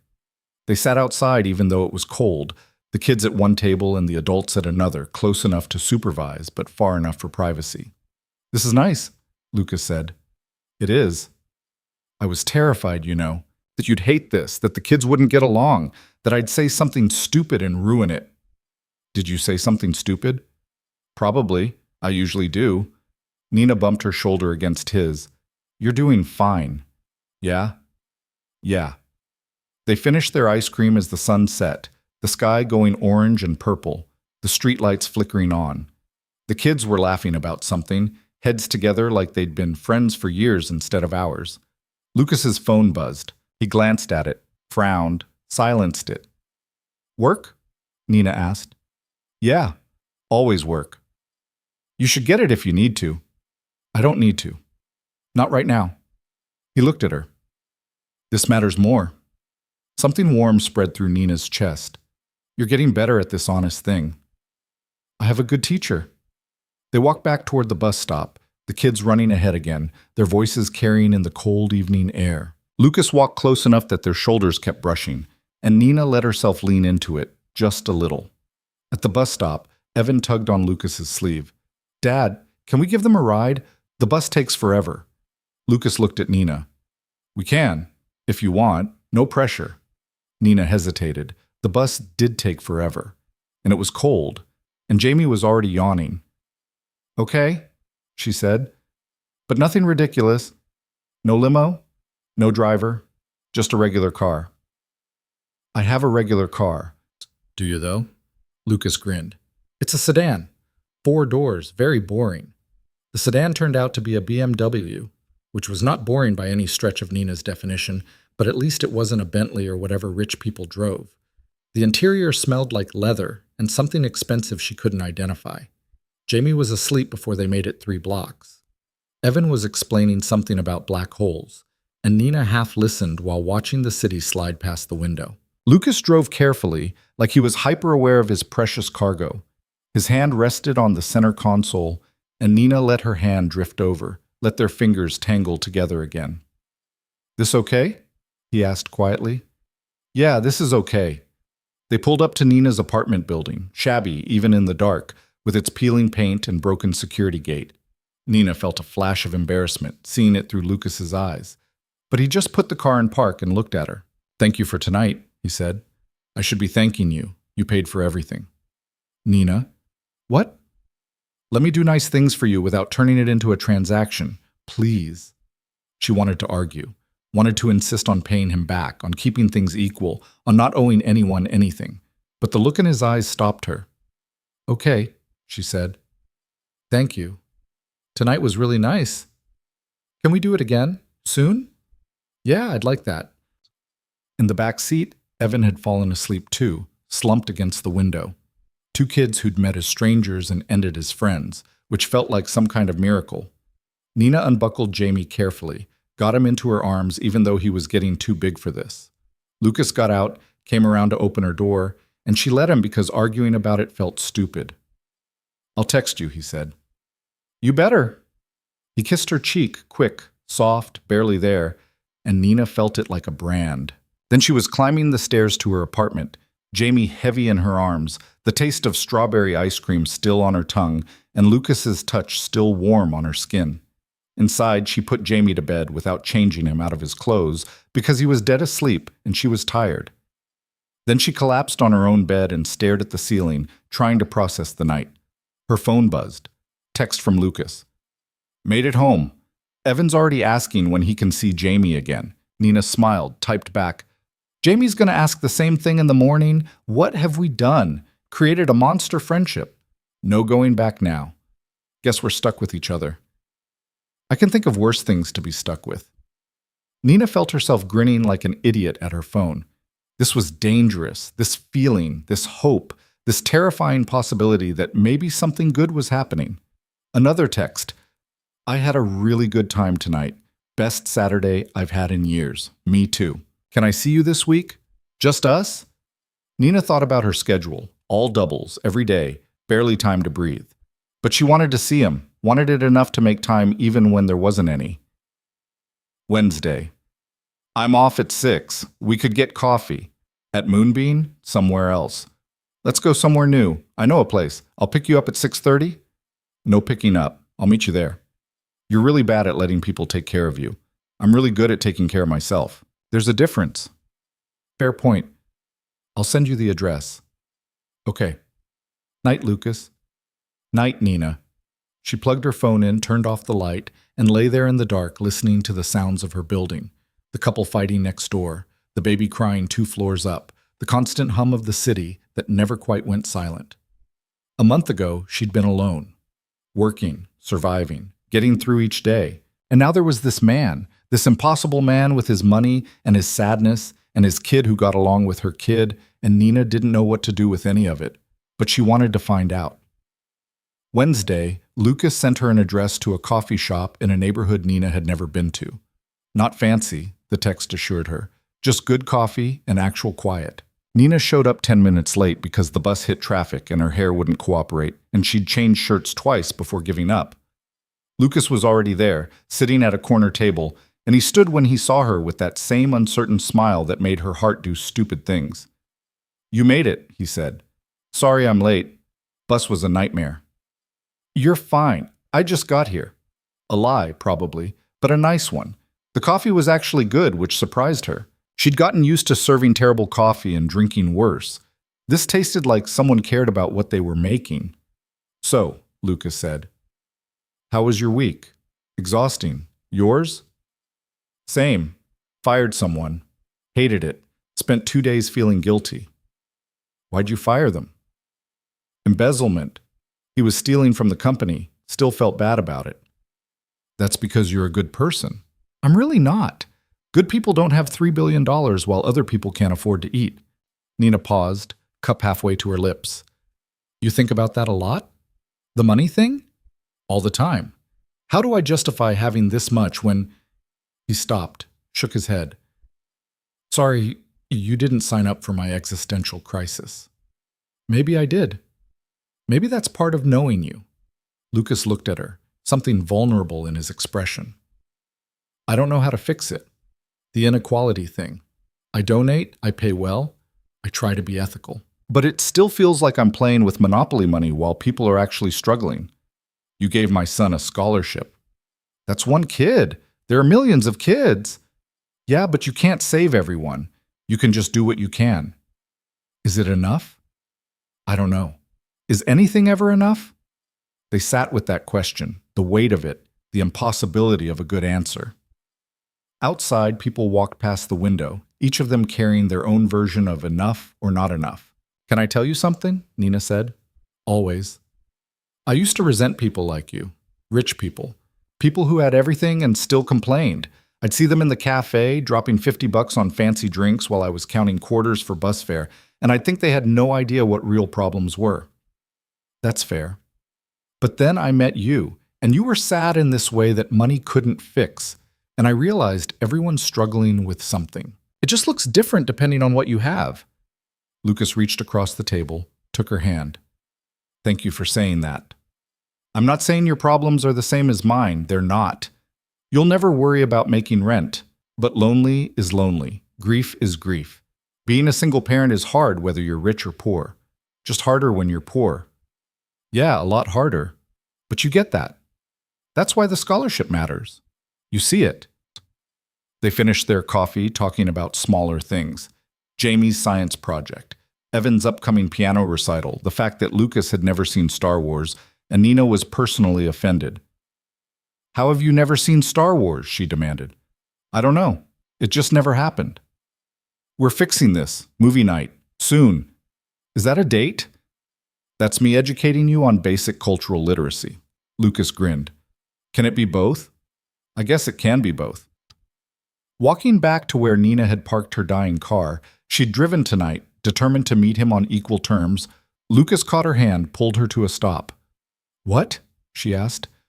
Nothing, He looked at her like he was trying to memorize her face. I really like you.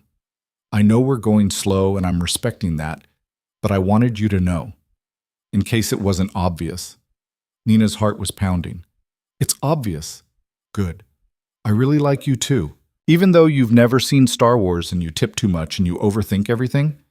Especially because I overthink everything? Maybe. He kissed her then. Not on the cheek this time. Actually kissed her, soft and careful, like he was afraid she might break. Nina kissed him back, and it felt like falling and flying at the same time. When they pulled apart, Lucas looked dazed. Wow. Yeah. Can I do that again? You better. So he did. And this time Nina let herself fall into it. Let herself stop thinking about all the ways this could go wrong and just feel all the ways it was going right.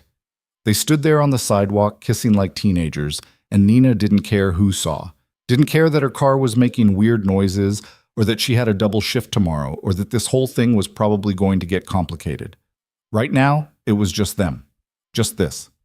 And that was enough. The next few weeks were a blur of stolen moments. Coffee dates that turned into dinner dates. Movie nights with the kids where everyone fell asleep before the credits. Text messages at 2 a.m. when Lucas couldn't sleep and Nina was coming off a late shift. They were figuring it out. Not perfectly.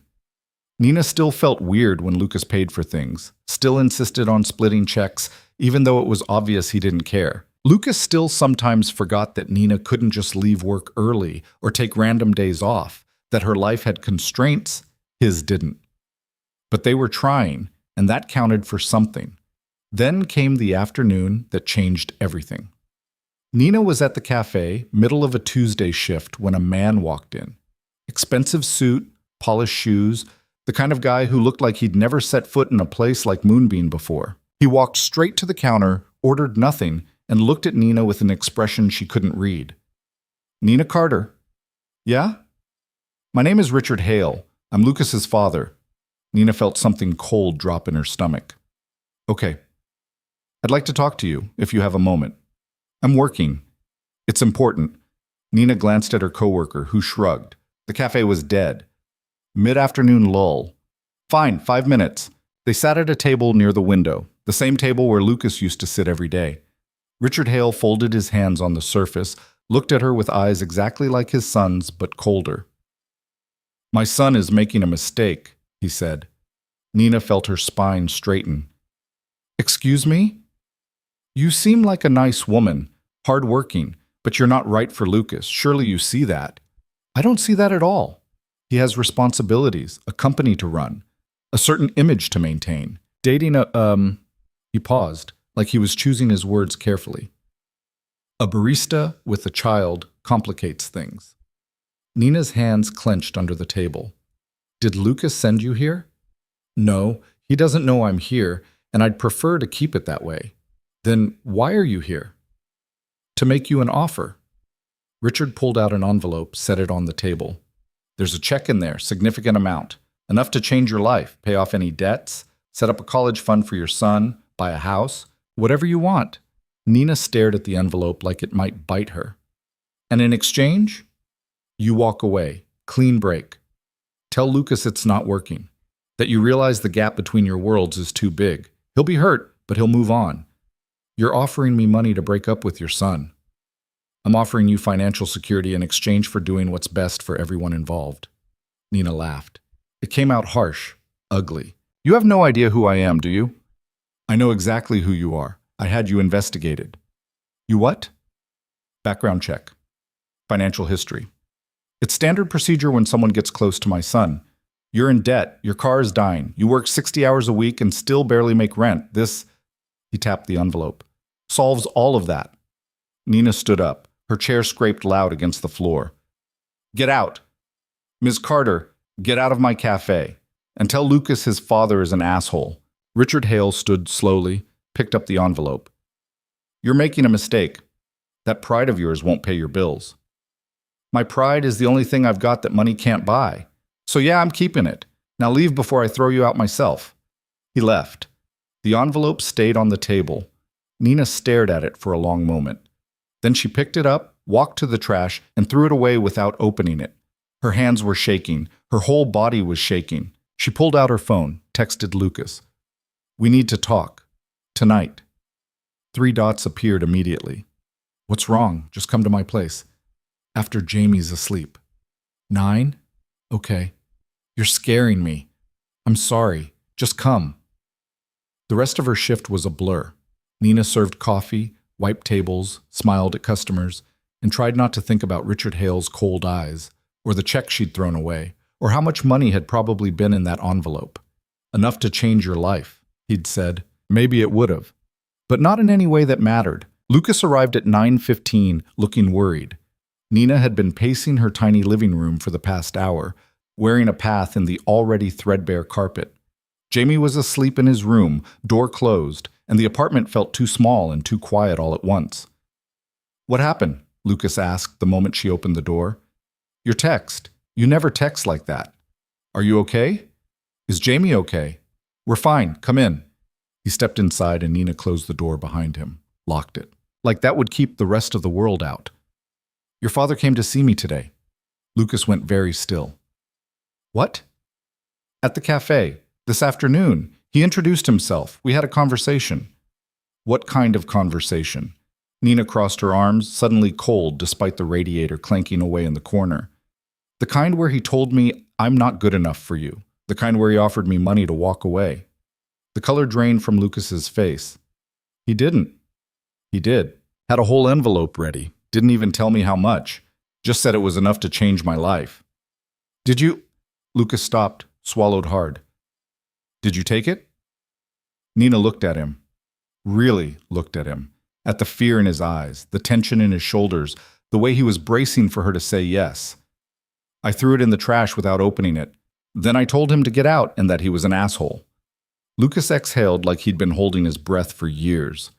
Okay, good. I mean, not good that he did that. That's not good at all. But good that you... He ran his hands through his hair. I'm gonna kill him.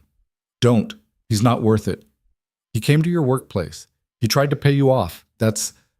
Lucas was pacing now, angry energy radiating off him. That's so far over the line I can't even see the line anymore.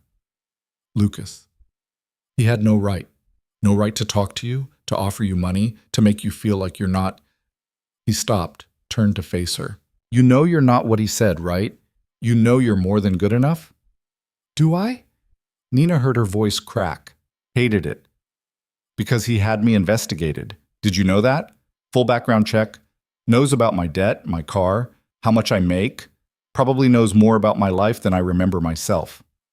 I didn't know. I swear I didn't know. He said it's standard procedure when someone gets close to you.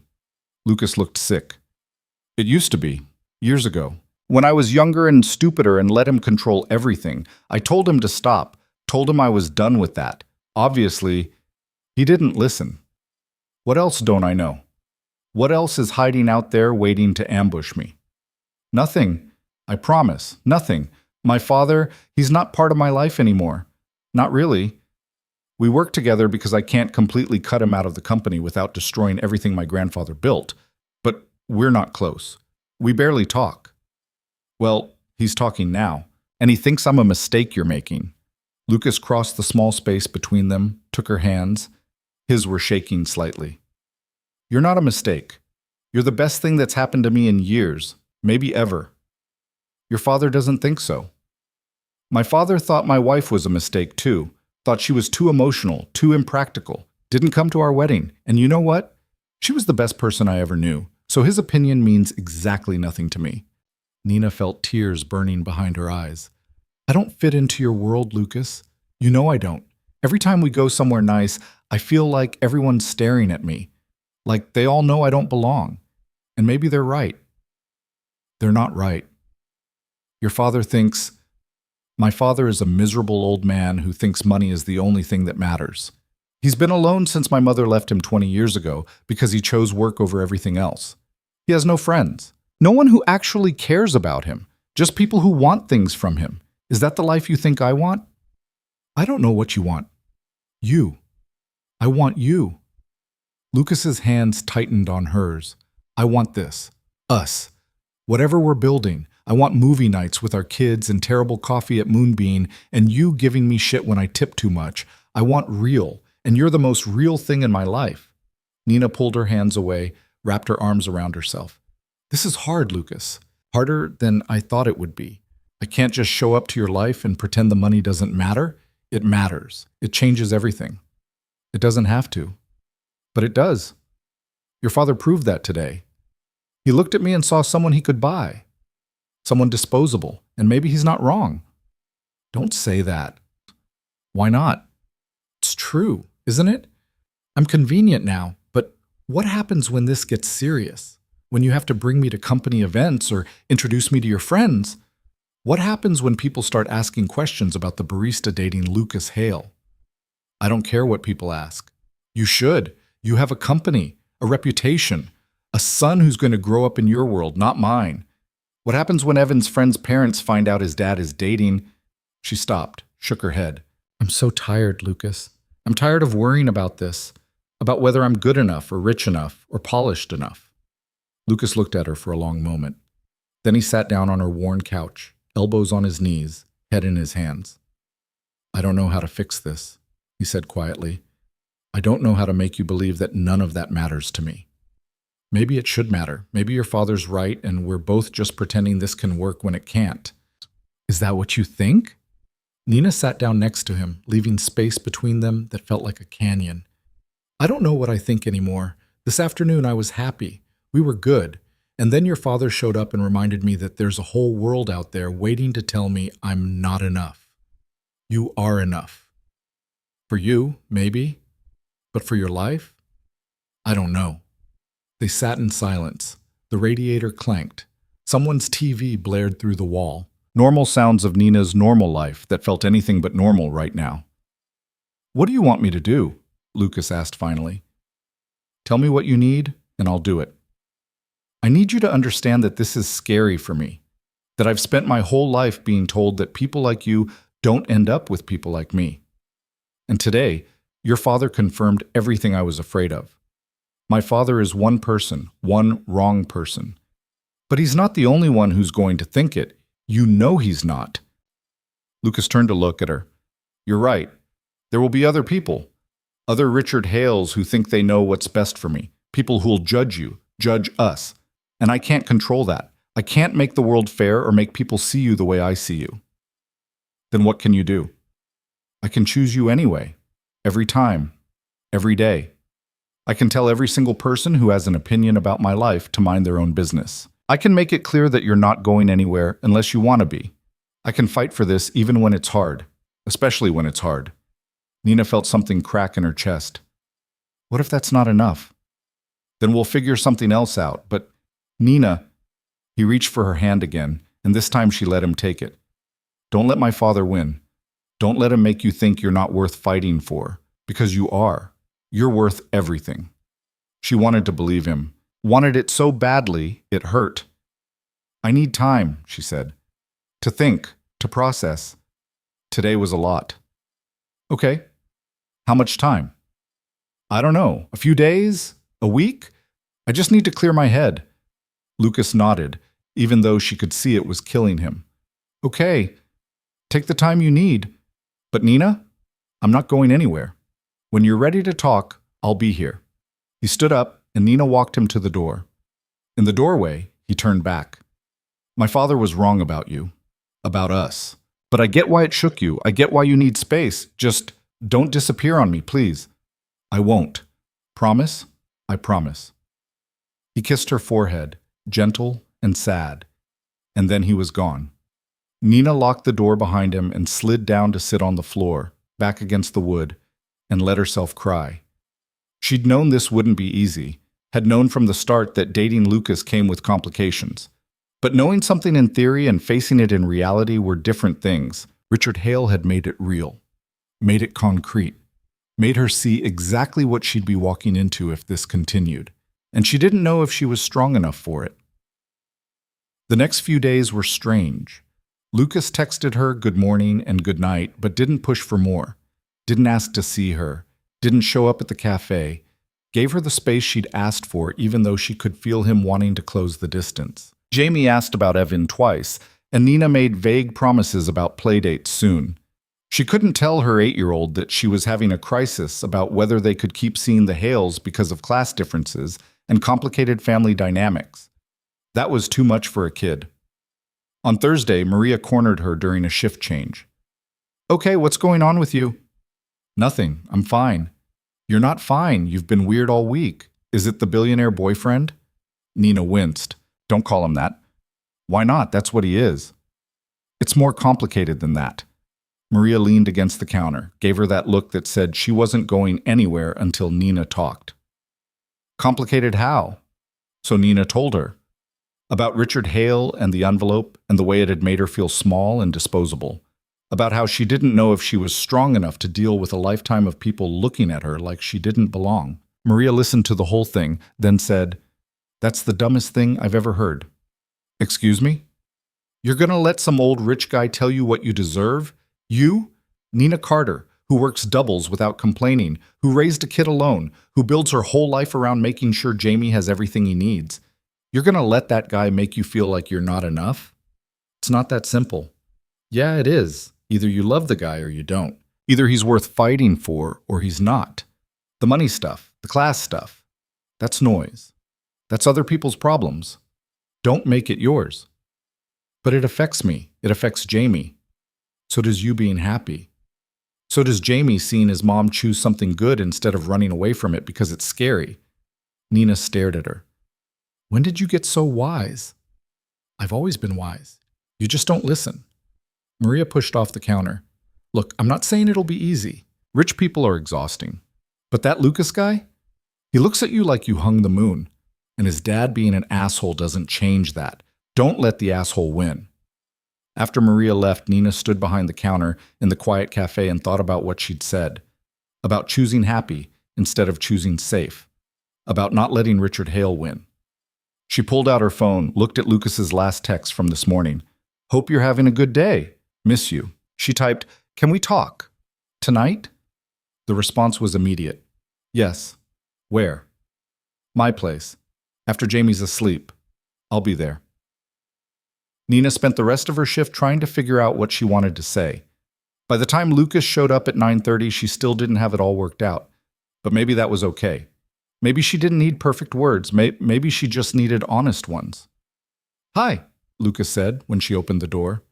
He looked tired, worried, like he'd been preparing himself for bad news. Hi, come in. They sat on the couch, same spot as last time, but closer now. Nina took his hand, felt how cold it was.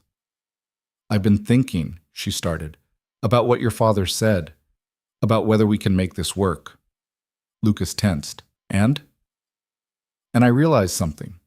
Your father was trying to make me feel small, trying to convince me that I don't deserve you, that I should take the money and walk away because that's all I'm worth. You're worth everything. Let me finish. Nina squeezed his hand. He was trying to make me feel small, and for a few days, it worked. I felt small. Felt like maybe he was right, and I was fooling myself thinking I could be part of your world. Nina, but then I thought about why I fell for you in the first place, and it wasn't your money. It wasn't your fancy car or your penthouse or any of that. It was you. The guy who sat alone on his birthday looking broken. The guy who brought my kid books about dinosaurs just because. The guy who tips too much and overthinks everything and looks at me like I matter. Lucas's eyes were bright. You do matter. I know, and that's what your father doesn't get. He thinks money is all that matters. He thinks he can buy people, buy outcomes, buy his son's happiness. But he can't. Because the things that actually matter, kindness, connection, love, those aren't for sale. So what are you saying? Nina took a breath. I'm saying I'm scared. I'm saying this is going to be hard, and there are going to be more Richard Hales out there judging us. I'm saying I don't know if I'm strong enough to deal with all of it. You're the strongest person I know. I'm saying all of that. But I'm also saying I don't want to walk away.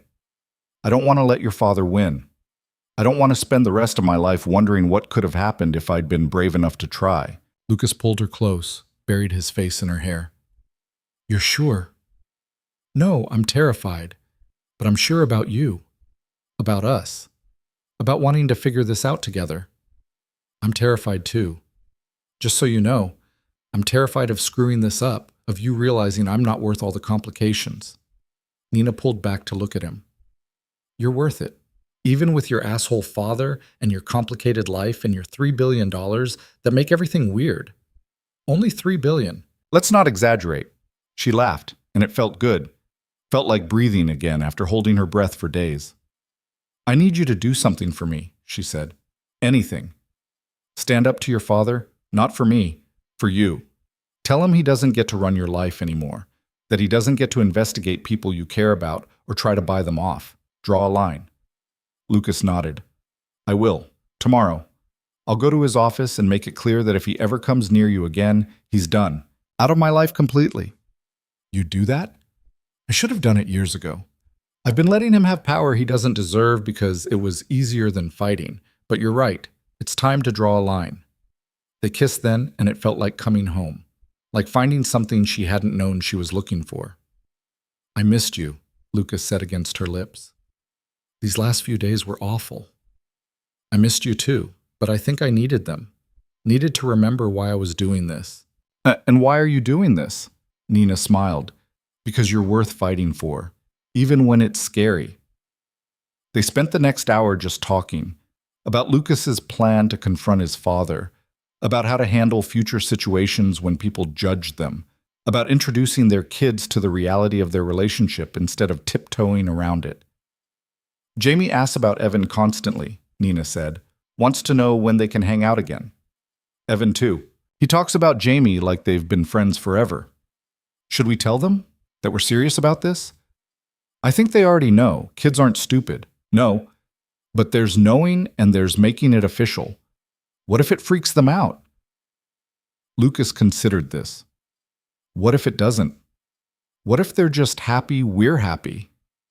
That feels too easy. Maybe easy is okay sometimes. So the next Saturday, they had both kids over for dinner at Lucas's place. First time Nina had seen it, and it was exactly as overwhelming as she'd expected.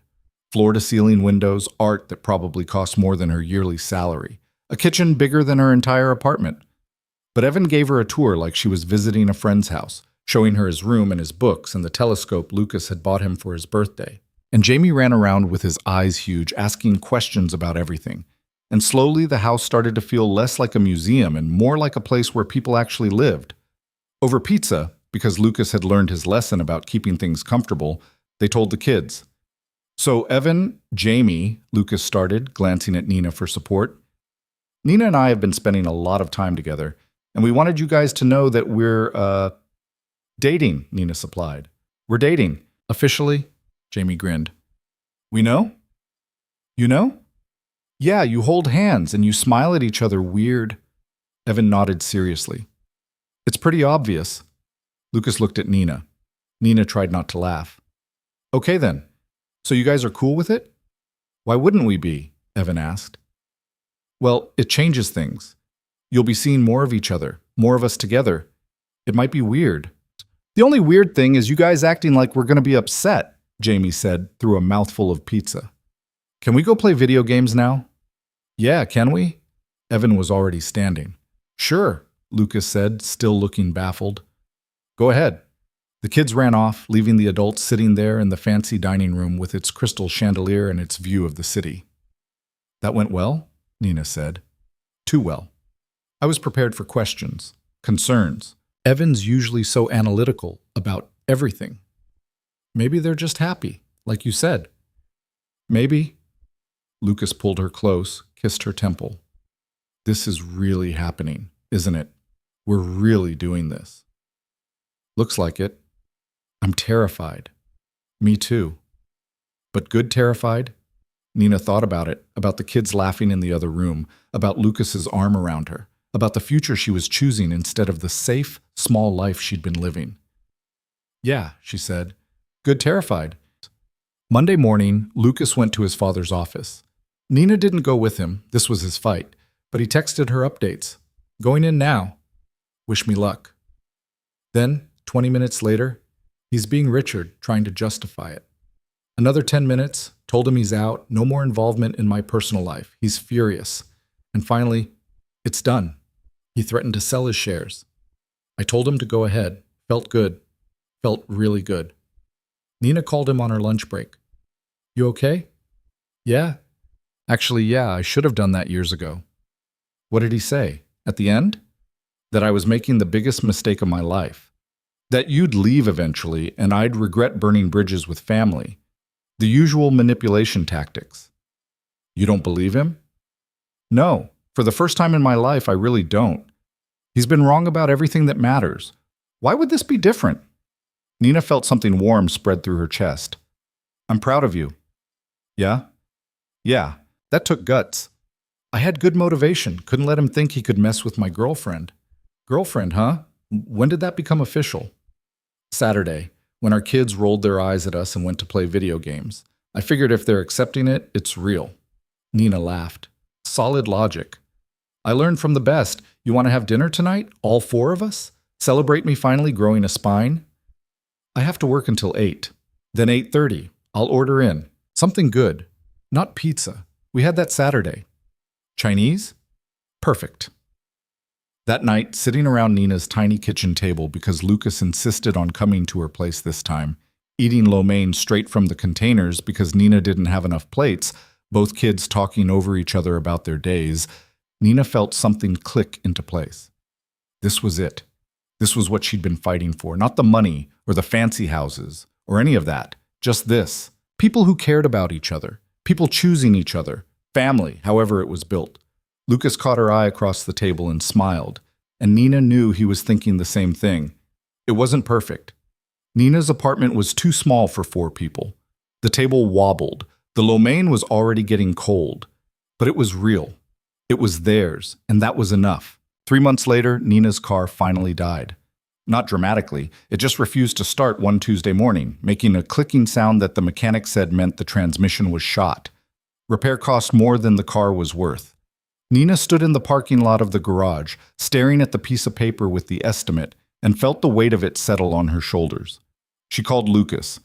He answered on the first ring like he always did when she called during work hours. Hey, what's up?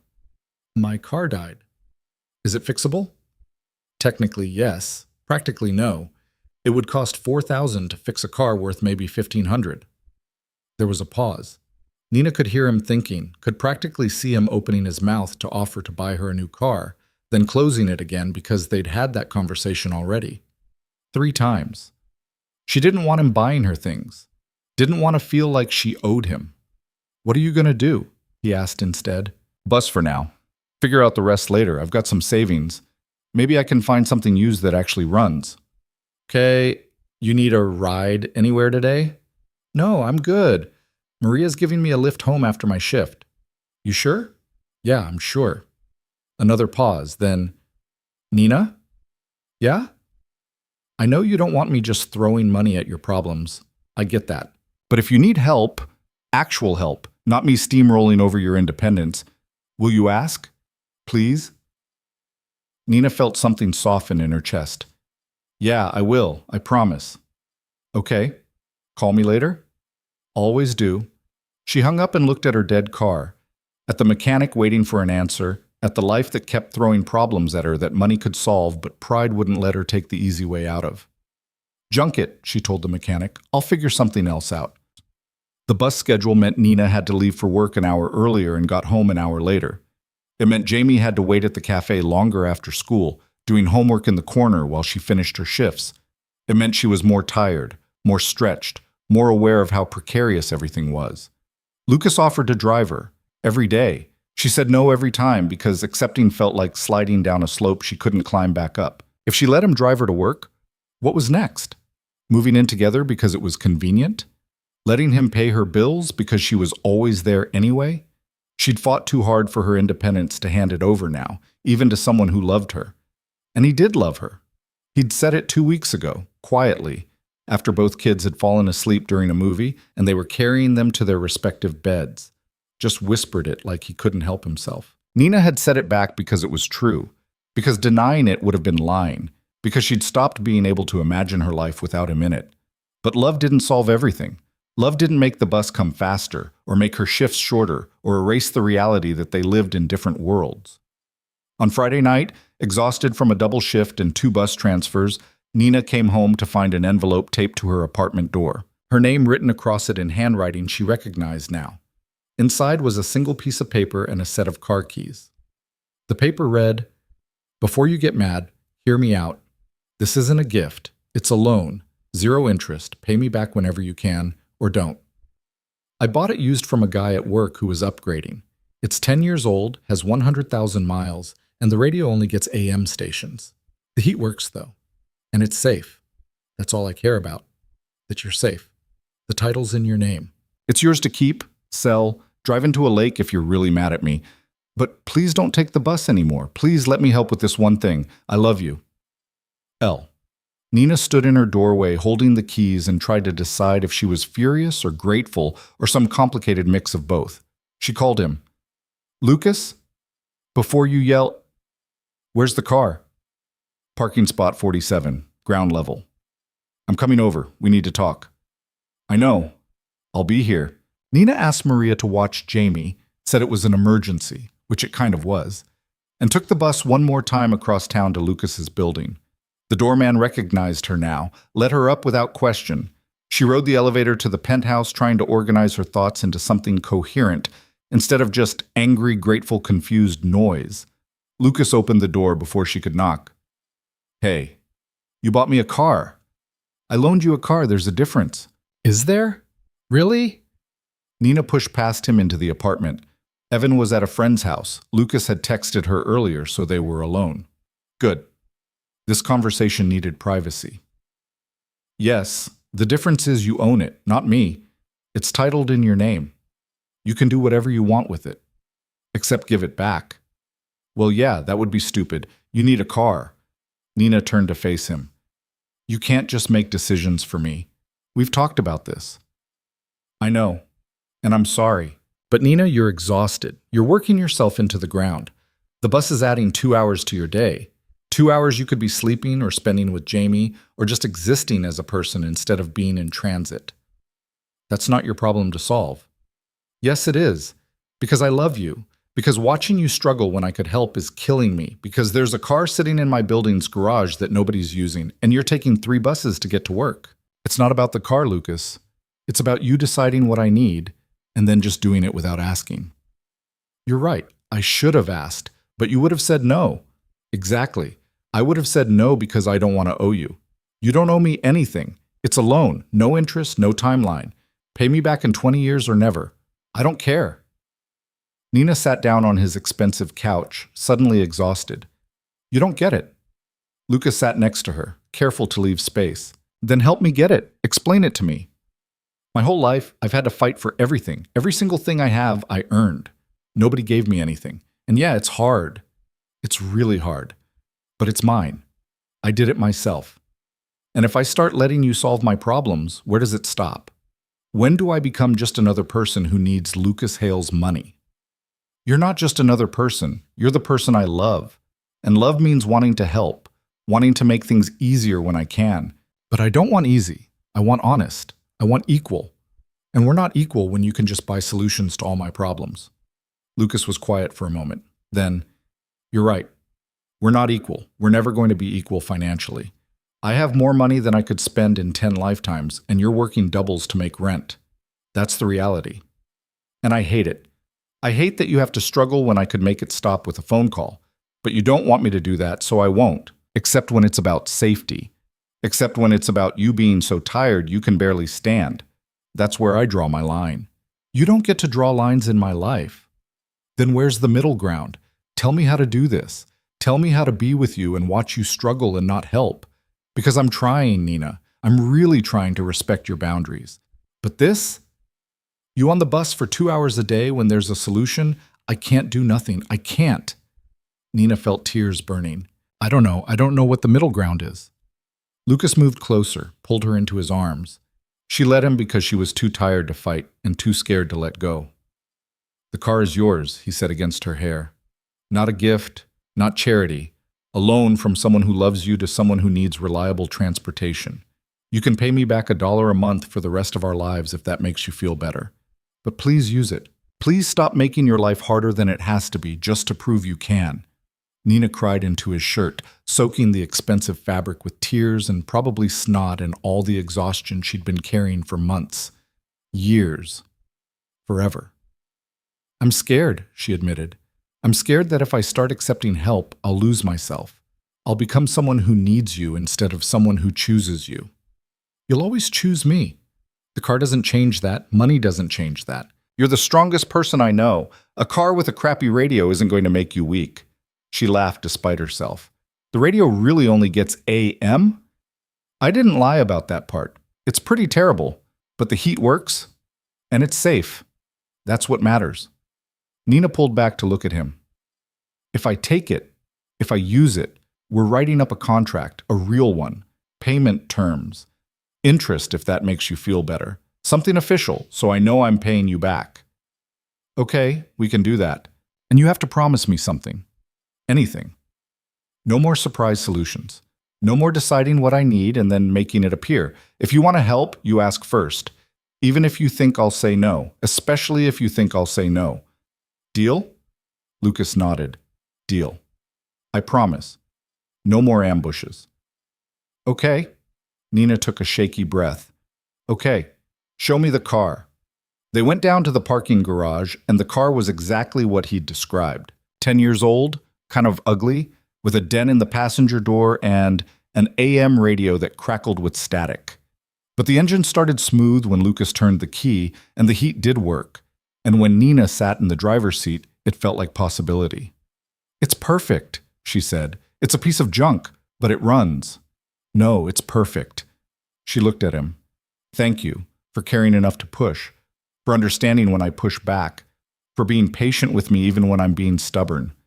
Lucas leaned through the window, kissed her softly. You're not stubborn. You're self-sufficient. There's a difference. I'm definitely stubborn.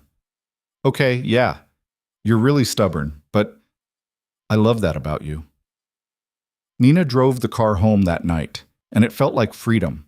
like taking back hours of her life that had been eaten by bus schedules and transfers and waiting in the cold, like accepting help without losing herself. She wrote up a contract the next day, proper legal language, payment terms, everything official.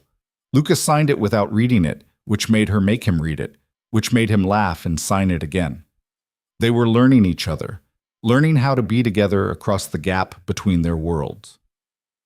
The holidays came. Lucas asked Nina and Jamie to spend Christmas with him and Evan. Nina almost said no.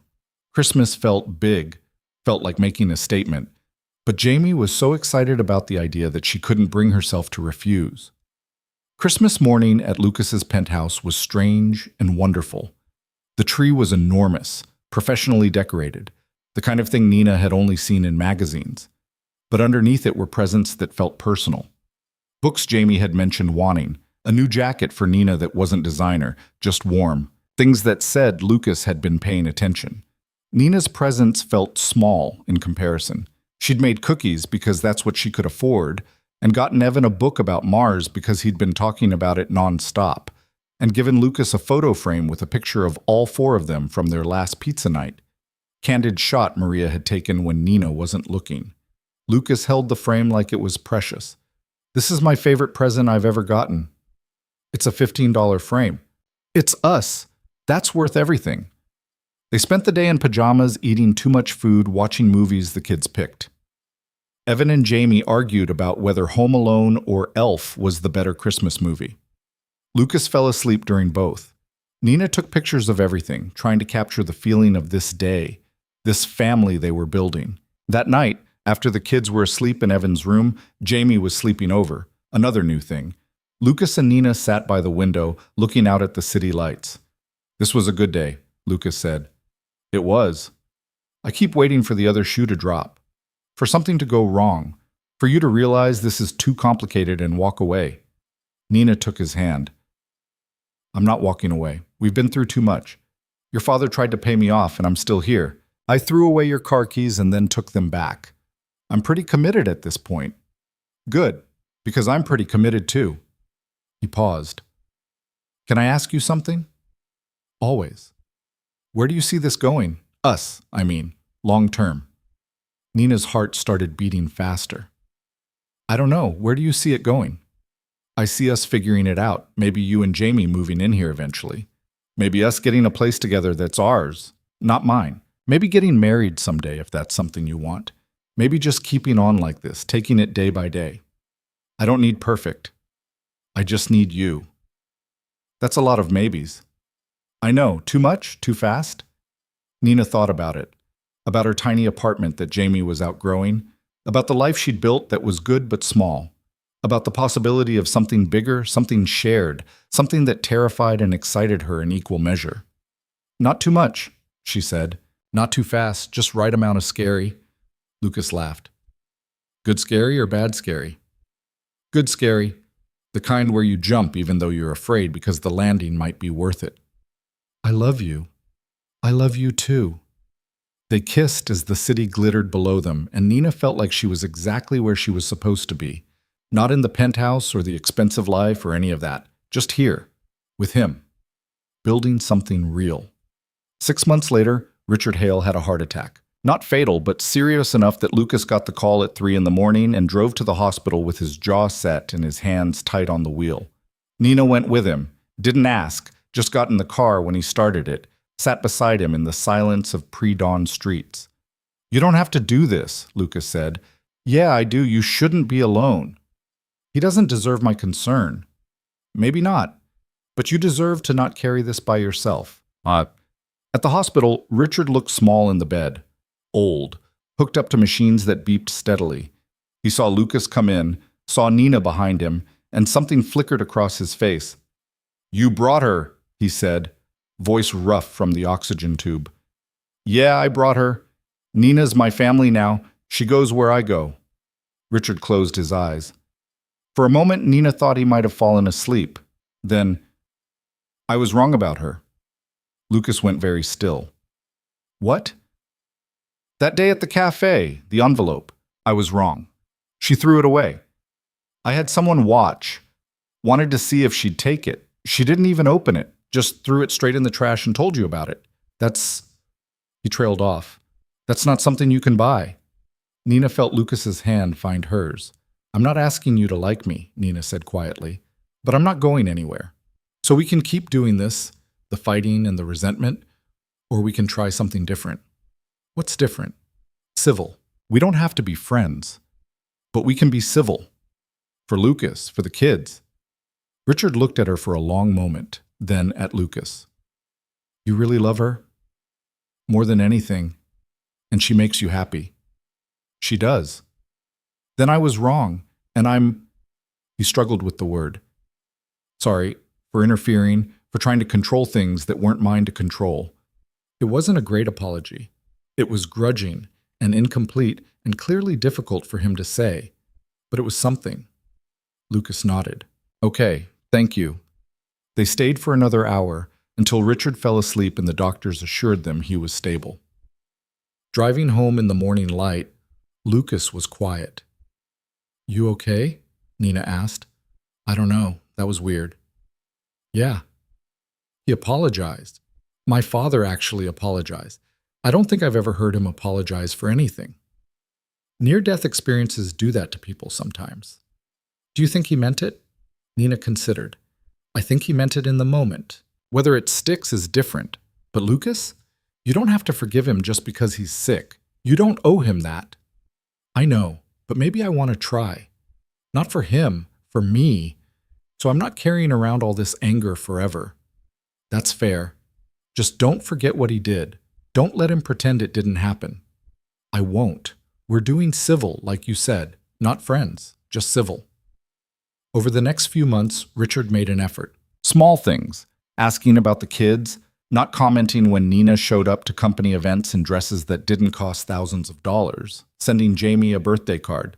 It wasn't warm. It probably never would be. But it was progress. And then one afternoon in September, Lucas showed up at Moonbeam during Nina's shift, looking nervous. What's wrong? She asked immediately. Nothing's wrong, but can you take a break? Just 10 minutes? Nina looked at Maria, who waved her off. Go. We're dead anyway. They sat at the table by the window, Lucas's table, where this whole thing had started with a blind date and birthday cake, and Nina seeing someone who needed kindness. I've been thinking, Lucas started. Oh, no. Hear me out. I've been thinking about what you said at Christmas, about maybes, about figuring things out. Okay. And I realized I don't want maybes anymore. I want definites. I want to know that you're coming home to the same place I am, that we're building a life together, not just visiting each other's lives. I want all of it, the good days and the hard days and everything in between. Nina's heart was pounding. Lucas, what are you saying? He pulled out a small box from his pocket, opened it. Inside was a ring, simple, beautiful, not ostentatiously expensive, but clearly meaningful. I'm saying marry me. Move in with me, or I'll move in with you, or we'll get a new place together. I don't care about the logistics. I just care about making this permanent, about being your family officially, not just in practice. Nina stared at the ring, at Lucas's hopeful, terrified face, at the cafe around them where everything had started. You're proposing to me at my work, in my cafe. It's where we met, where you brought me cake when I was nobody. Seemed right to come full circle. I'm in my work apron. I have coffee stains on my shirt. You look perfect. Nina felt tears starting. This is really bad timing. I have 6 more hours on my shift. So is that a yes? You didn't let me finish. This is really bad timing, and also I don't want a big wedding, and I'm scared of planning something huge and fancy, and Nina, is it a yes? She looked at him, at this man who'd walked into her cafe pretending to be someone else and ended up being exactly who she needed, who fought for them even when it was hard, who loved her son like his own, who was patient with her stubbornness and respected her strength and made her laugh even when she was exhausted. Yes, it's a yes. Obviously it's a yes. Lucas slid the ring onto her finger with shaking hands. Then he pulled her close and kissed her while Maria whooped from behind the counter and the few customers in the cafe clapped. You're sure? He asked against her lips. I'm terrified, but I'm sure. Good terrified? The best kind. They got married 3 months later. Small ceremony, just family and close friends. Evan was Lucas's best man. Jamie was the ring bearer and took his job very seriously. Nina wore a dress she actually liked instead of one that cost a fortune. Lucas cried during the vows, which made Nina cry, which made both kids roll their eyes. Richard showed up, sat in the back, didn't make a scene. It was enough. The reception was at a restaurant. Nice, but not fancy. The kind of place where kids could be kids and people could actually talk instead of just performing elegance. Lucas gave a speech about birthday cake and second chances. Nina gave one about learning to accept help without losing yourself.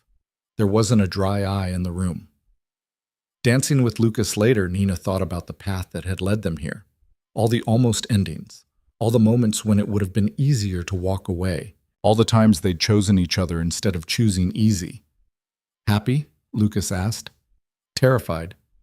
But yeah, really happy. Still good terrified? The best kind. 6 months into the marriage, they bought a house. Not the penthouse, too big, too much, not really them, and not Nina's tiny apartment. Something in between, something that was theirs. 4 bedrooms, so the kids could each have their own space, and there was a guest room for when friends visited. A yard where Jamie and Evan could play. A kitchen that Nina actually wanted to cook in. Nothing ostentatious, nothing that screamed money. Just a home. Moving day was chaos, both kids running around, Lucas trying to direct the movers and doing it badly, Nina unpacking boxes and finding things in wrong rooms. But there was laughter, there was family, there was the life they'd built together, messy and imperfect and real. That night, after the kids were asleep in their new rooms and the movers were gone and half their stuff was still in boxes, Lucas and Nina sat on the floor of their bedroom drinking wine from coffee mugs because they couldn't find the wine glasses. "We did it," Lucas said. "We did. You know what I was thinking about today?" "What?" "That night at the cafe. My birthday. How I whispered happy birthday to me, like the saddest person alive. You were pretty sad." "I was. And then you brought me cake. And I thought it was just a nice moment, just kindness from a stranger.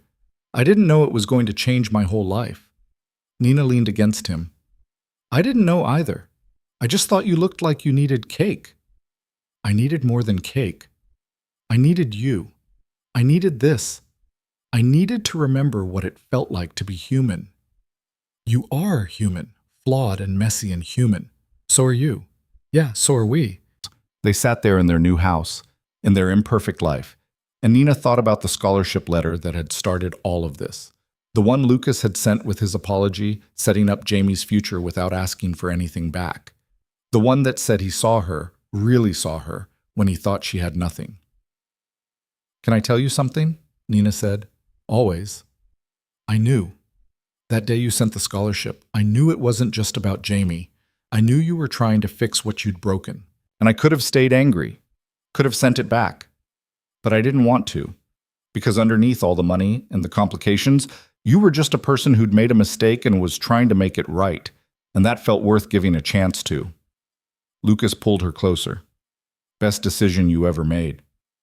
"Second best. First was throwing away your father's check." "Fair point." They finished their wine and eventually made it to the bed they'd assembled wrong, so it was slightly crooked. But it was comfortable. It was theirs. In the morning, Nina woke to Jamie and Evan arguing about breakfast. Lucas was already up, trying to negotiate peace between pancakes and waffles. She lay there for a moment, listening to her family, and felt grateful. For the struggle that had taught her strength, for the kindness she'd given that had come back to her multiplied, for the courage to choose love even when it was scary. She got up and joined them in the kitchen. Lucas handed her coffee, terrible coffee from the machine they hadn't figured out yet, and she drank it anyway because it was made with love. "What's the plan for today?" Evan asked. "Unpack boxes," Lucas said. "Finish setting up rooms," Nina added. "Maybe order pizza because I guarantee we won't find the cooking stuff," Lucas said. Jamie grinned. "Best moving day ever." And Nina looked around at her family in their new house with its unpacked boxes and its crooked bed and its terrible coffee and thought, yeah, it really is. Years later, when people asked how they met, Nina would tell them the truth. That she was a barista and he was a billionaire pretending not to be. that he'd been stood up on his birthday and she'd brought him cake, that they'd almost not made it past the lies and the money and the gap between their worlds. That love wasn't about finding someone perfect. It was about finding someone real and choosing them anyway, every day, even when it was hard. Especially when it was hard. Because the truth was, there was no fairy tale ending, just people figuring it out. Lucas still overthought everything. Nina still struggled with accepting help. The kids still fought. Money was still weird sometimes. Richard was still difficult. Life was still life. But they had each other. They had mornings in the kitchen, arguing about breakfast, and evenings on the couch, watching movies, and nights where they talked until they fell asleep mid-sentence. They had the ordinary, extraordinary gift of being seen and choosing to see in return. And on Lucas's birthday every year, Nina made him blow out a candle on a slice of chocolate cake. Because some traditions were worth keeping. Because she never wanted him to forget that everyone deserves kindness, especially on their birthday, especially when they think no one's watching. And every year, Lucas would close his eyes and make the same wish he'd stopped making that first night when she'd brought him cake. Because he didn't need to wish anymore. He had everything that mattered. He had her, he had them, he had home. That was enough. More than enough. It was everything.